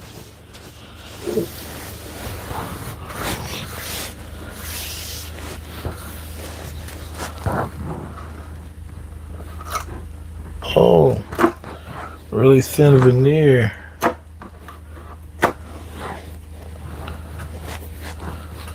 Don't want any plywood flakes in the finish.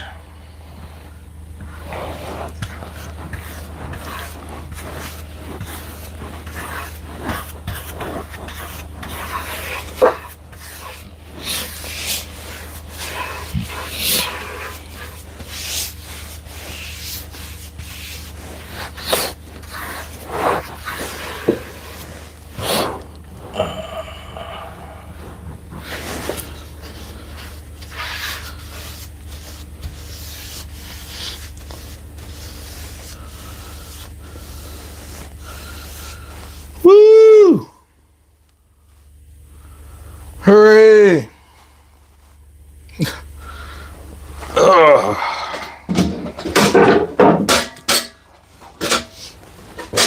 Now this is where do I put the bowl? I'm gonna put you up here,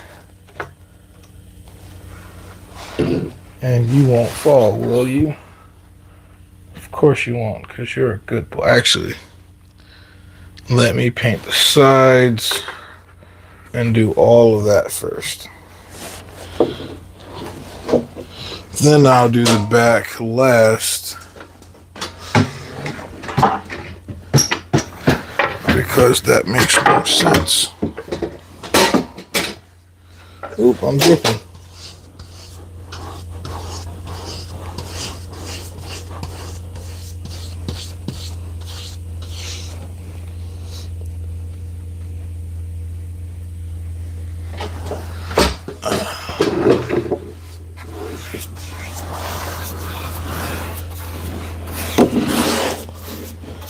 Because again, if I did that whole section where my bulb's currently sitting at now, I'll be fighting for somewhere to put it while I did all this stuff on the sides. I'm going to do this, do all that up top, do that back section. Then I'll take the bowl out and set it behind me on this other bench. Try not to paint yourself into a corner, as they say.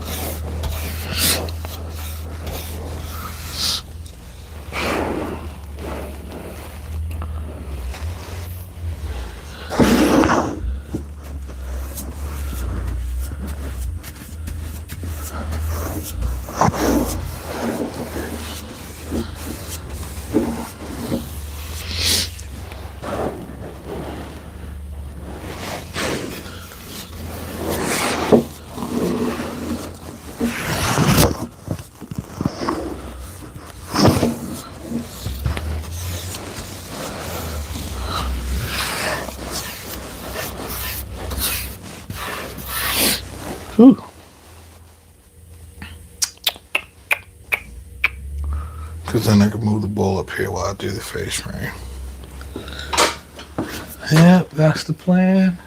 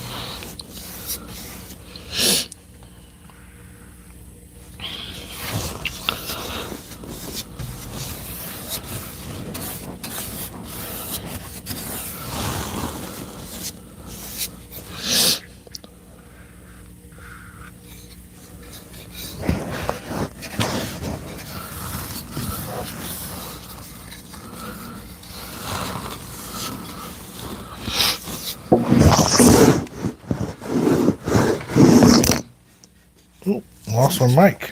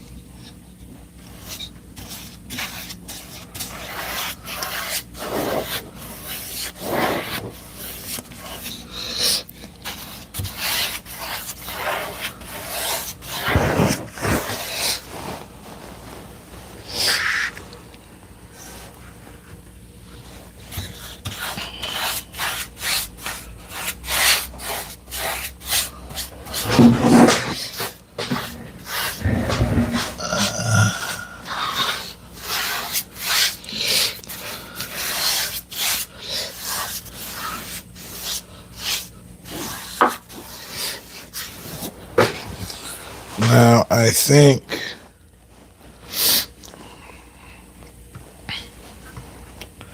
I should do this next.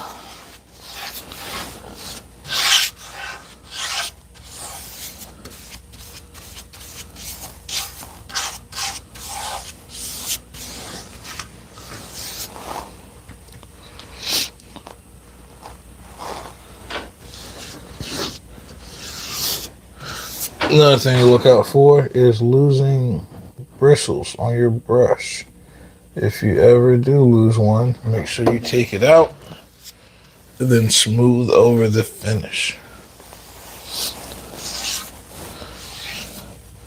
Because unlike a bump or a run, if you have leftover bristles on your finish, you kind of can't just sand through that.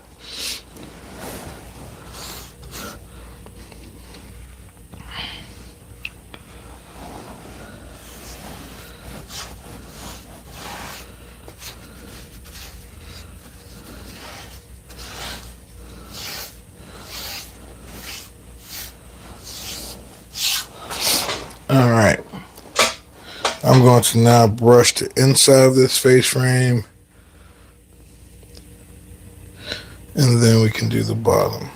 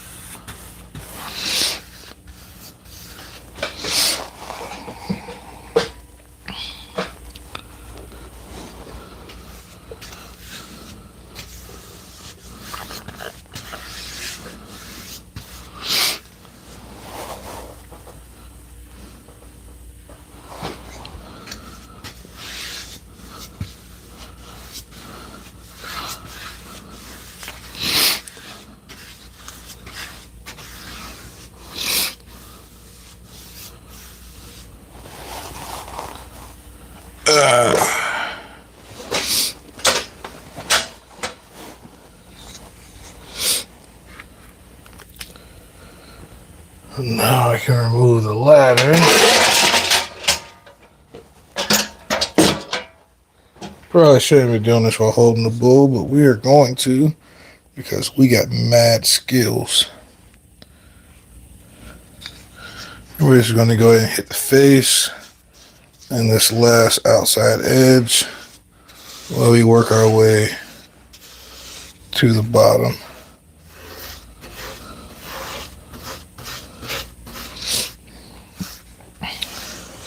And just like with painting, we've already hit the skinny edge on that side. What I want to do is take the bulk of it, hit the face. And now that I've released some of the material from the brush, I'm going to hit the skinnier edge, which will also, as you guys can see, the brush is going to lay over the face. So then I can take a face stroke to even all that out.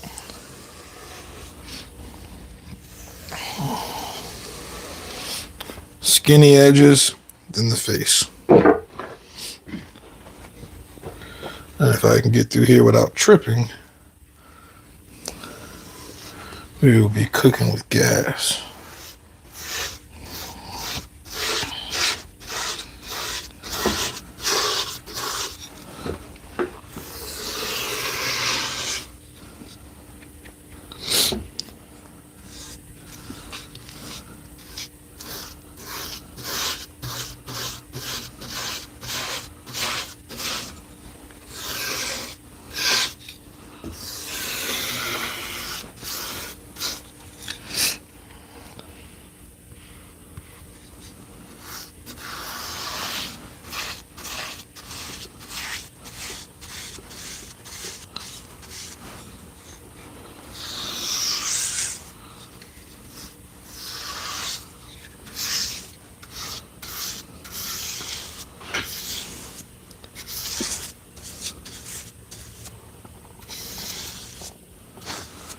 Alright.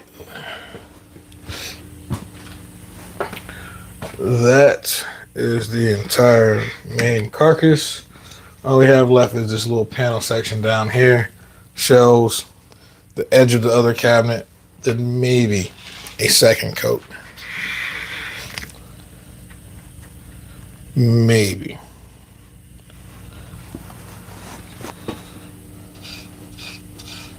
And again, I've already hit this top edge in here. So I'm going to try to keep my brush focused on this bottom section and let all the excess run inside of here. So I'm going to come back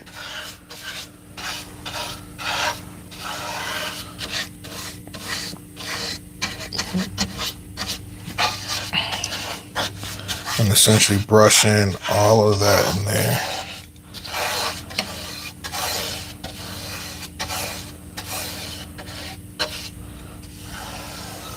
And then I can take the excess on the brush now that it's not running, and I can hit the face while having it fear that it's running over to the other side.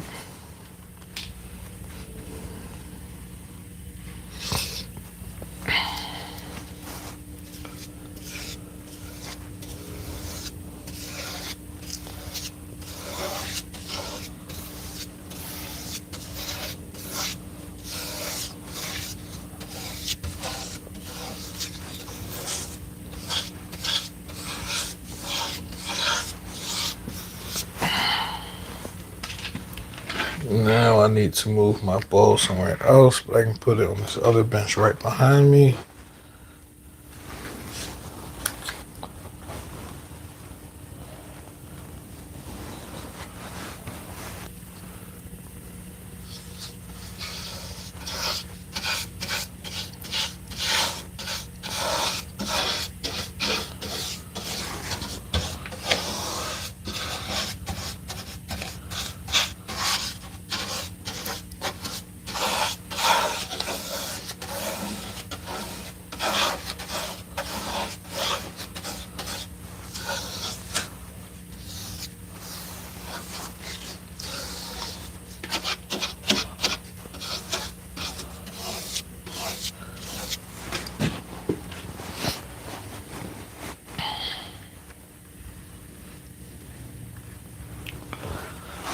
Phew.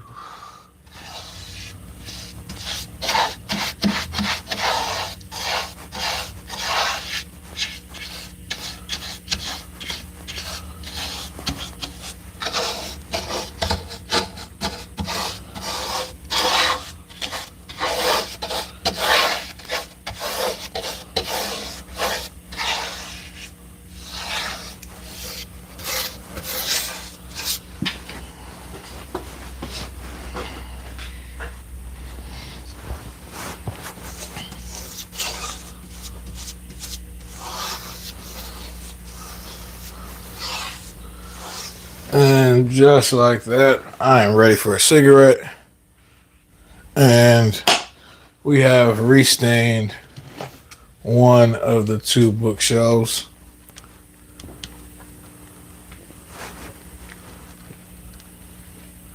And once it dries, again, about 1,000 grit sandpaper will knock down any fuzzies, but it might need a second coat to make sure that it has enough finish on it. We'll determine that once that dries. That probably will not be on the live stream strictly because of how long that's going to take. But now we're on to these shelves. Actually, first, let me check my battery again. We're at 24%. Hey, comments, Ryan. You did some work for me. It's recommended by the Panel Evergreen Law. That's some interior carpentry work. I want you to see if you can be able to do it for me. Lives in an older house and he knows it meets my skill set. I love hearing stuff like that. Alright, cool. So I got another job I need to look at some point. Yeah, what we're going to do is one, I'm going to take a quick cigarette break. I got about like 25, 26% left on my phone. So I am going to shelves, maybe hit this edge if my phone holds out long enough. But hopefully everybody who's been in here, came and left and whatnot, has enjoyed the stream so far. Either picked up some tips, learned something that you guys didn't know, or maybe you guys caught a few of the subtle jokes that I threw in there, which, if I say so myself, I'm pretty funny.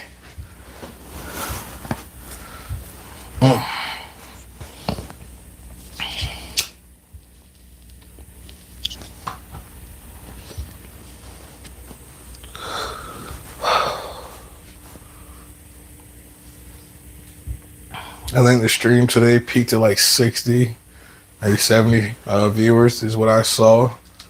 So that's pretty awesome. I think we sustained no less than like 19, 20 throughout the majority of the stream. So again, I want to say big ups to you guys. I greatly appreciate it.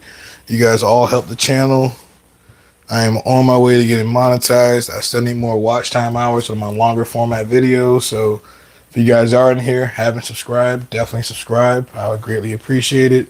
Go back and watch some of my other videos, being long format or my shorts. They all help the channel overall, but I'm aiming for watch time hours for my monetization. So if you guys are ever bored and want to see some of my other videos, my long format typically covers all of my shorts, but again, in long format.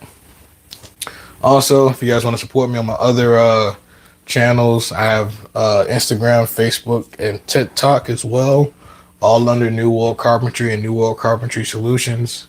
So check out those channels, and I would greatly appreciate it. I'm not sure if I said Instagram. YouTube, Facebook, Instagram, and TikTok are my main platforms that I use.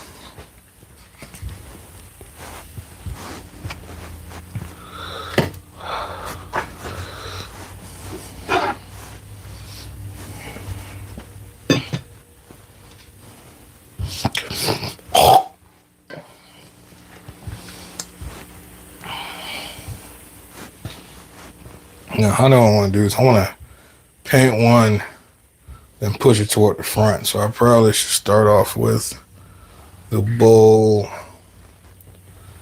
probably up here. Wait, no. So I want to be stacking them this way.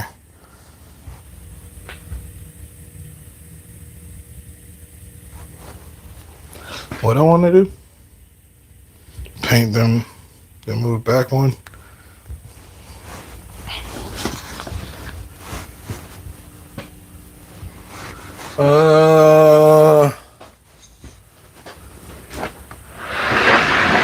I think I'm gonna start with them all the way back here, pull one forward, paint it. Actually, what am I doing? Let me finish a cigarette, because I'll be pissed off to no end if I drop a big drop of ash into a polyurethane surface. Let me not get ahead of myself, because I've done something like that before.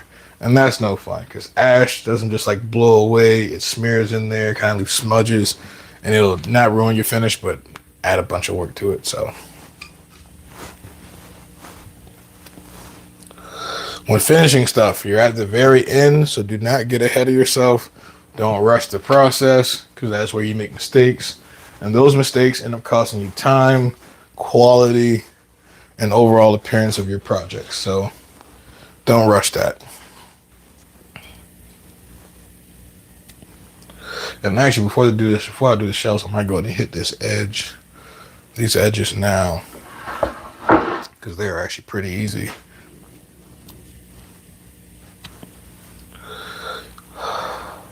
I might hit the face of it too while I'm doing it.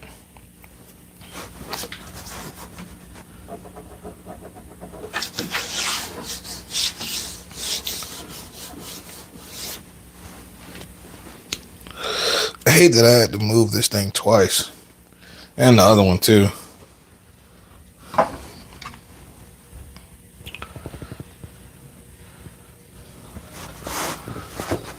Like, I can do all I can to protect it, but once it moves like 3 locations, you know, it was brand new and fresh when it was first delivered the first time. 3-4 deliveries, and we're pushing it, hoping that it still looks brand new.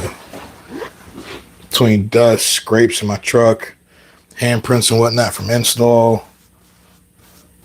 Heaven forbid something gets nicked or scrapes the door on the way in.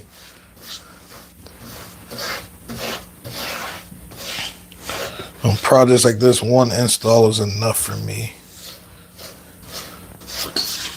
Installs in general always stress me out though, because I can build something perfect inside of my shop, but then I can get to somebody's house and it doesn't work or it needs a modification. Which is also why, if you guys don't know the channel, I have a full mobile workshop, Ron Paul inspired inside of my box truck. Any and everything I can do here in my shop. I can pretty much do on the job site as long as the job site has enough like open room for me to set up my benches and do my due diligence. Just not as convenient. Like for me right now, I could be in flip-flops. And applying finish on the job site just sucks because then you're just sitting there waiting for 6 hours or however long for the finish to dry. That's why I can't paint or do drywall.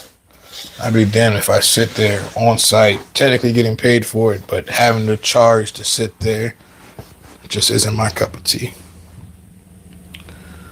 I'd be done got bored and just made 3 days out of it.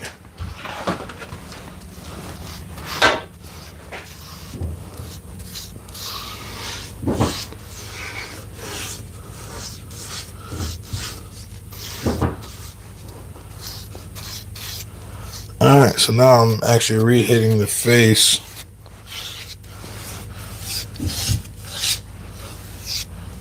Just to make sure that that looks nice and pretty for when I go back to do the install.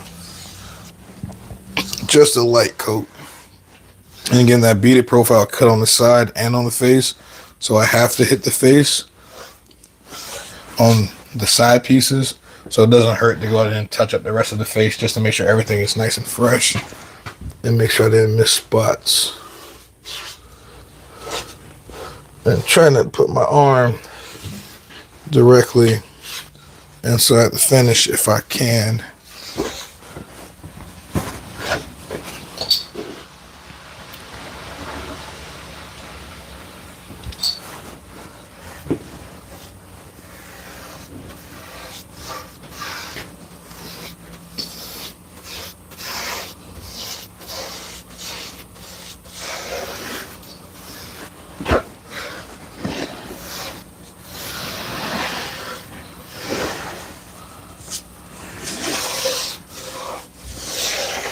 And I have a painter. Typically on bigger projects, I would just have him paint and do all this stuff that I really don't want to do. So I figured this one was small enough to take care of it.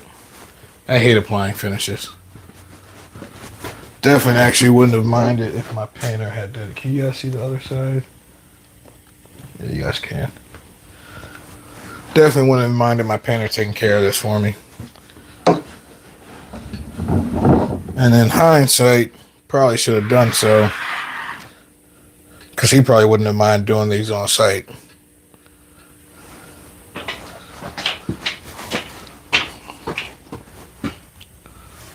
But wait, before I hit that edge, let me hit this face. I want to make sure everything looks nice and fresh.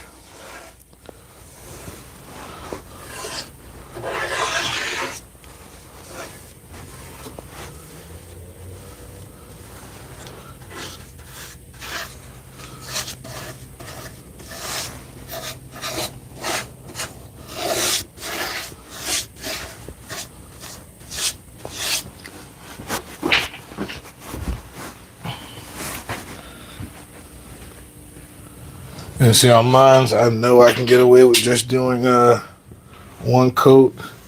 The other one over there might need a second one.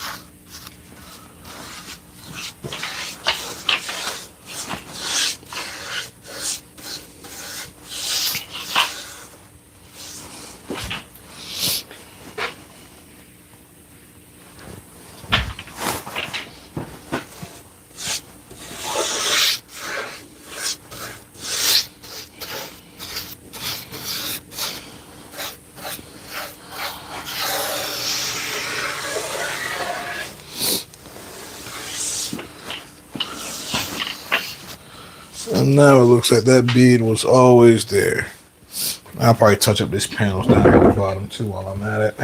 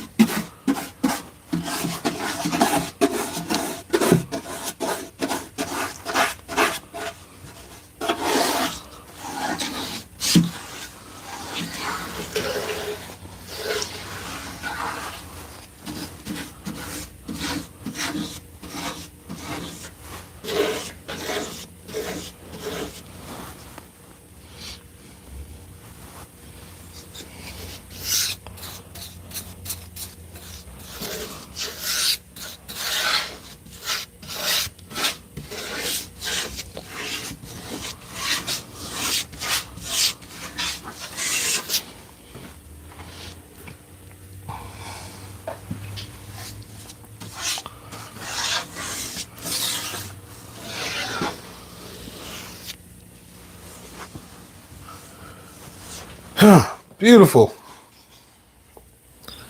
Now, only thing left being these shelves.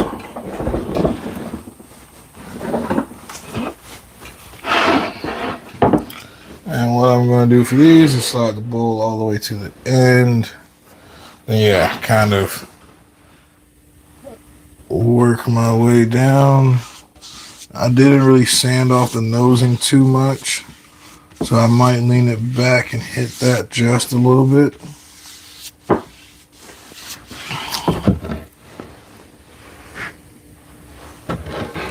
Actually, this is the first one. I did hit the nosing a good little bit. Yeah, give that a good brush up.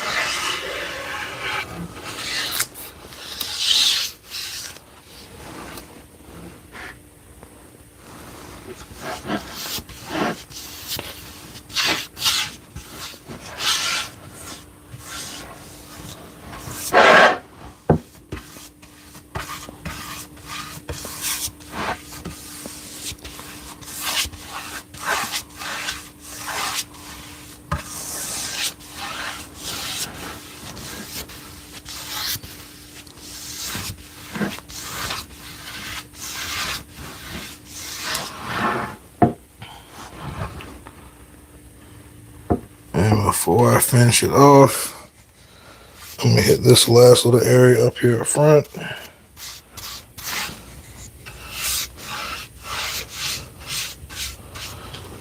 And then touch up this last little bit at the bottom.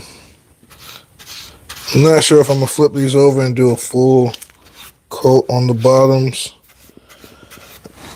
On mine, the ones I built, I ended up doing 2 coats on the top, 1 on the bottom. These already kind of have 1 on the bottom, so I don't really think they need a whole fresh coat down. Up down there.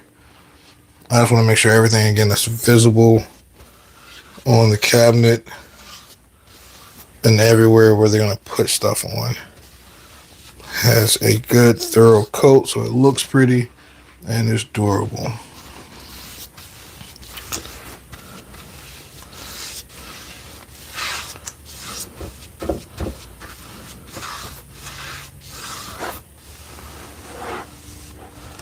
And then what I'm going to do, I think, is actually move the bowl forward just a smidge. Tip it up so I'm not rubbing off any of the finish. And then bring that all the way to the edge.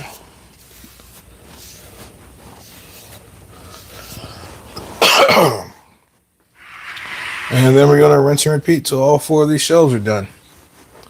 And hopefully, again, I haven't checked my battery in just a little bit, but hopefully we have enough battery on our phone to finish up these last 4 shelves.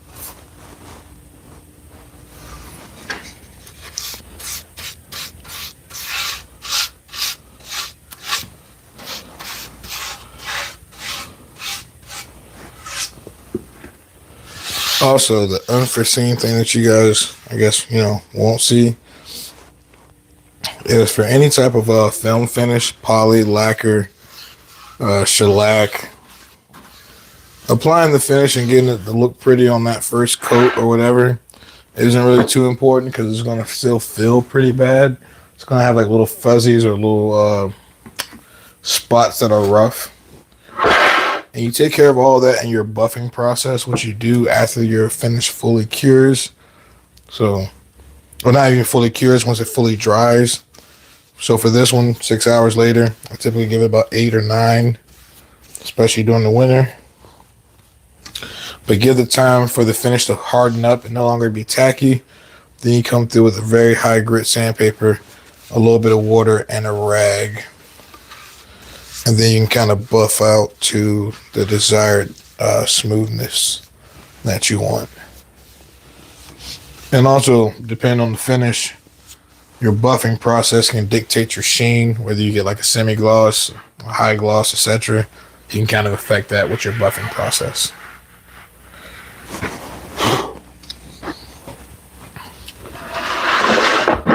Now look at that, I got just enough room on this little bench.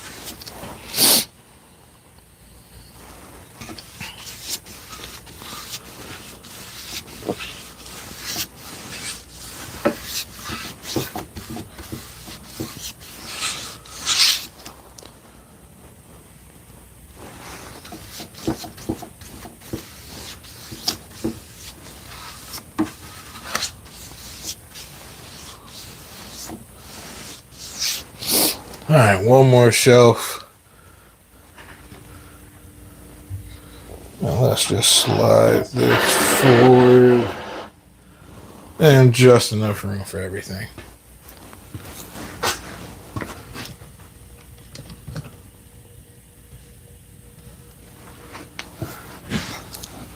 Yeah, I think my phone probably got like another 30 minutes. So we actually just made it.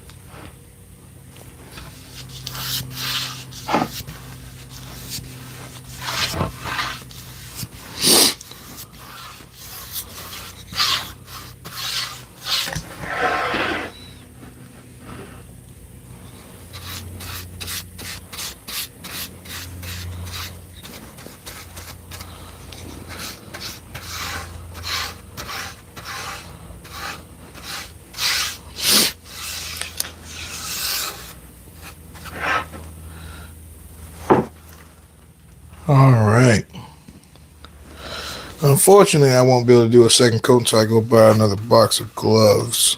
But with this, everything has one coat on it. Well, my original cabinet has a couple. And I think once this dries, I'll see how it looks after a light sanding and then determine if it needs more coats. So what I do from here, excess finish goes back into the container. My brush, I'm going to soak in mineral spirits because I do not have another one inside of the shop. Typically, I use a throwaway brush for stains. This is my one nice brush, so I'm about to actually soak this in the mineral spirits to make sure she's clean enough to use again in the next 6 hours. Then I'll probably just toss it after that.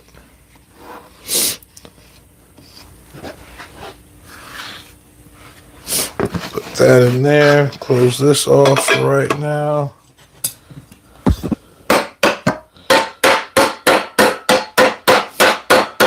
That's good enough.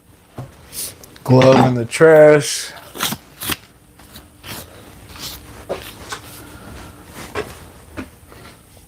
And then let me see what percentage my phone is on and give you guys a final look around at what we accomplished today together. And my phone's on 11%, so perfect. Well, this is what we got done. We re-sanded and stained and polyed the shelves. This is the one that I originally made to copy the original. Well, I originally made, yeah, I guess that's the same thing. This is the original one that's been sanded and refinished. And I think we're looking pretty good. So hopefully you guys have enjoyed. And if you did, I'll be seeing you guys in the next one. Peace.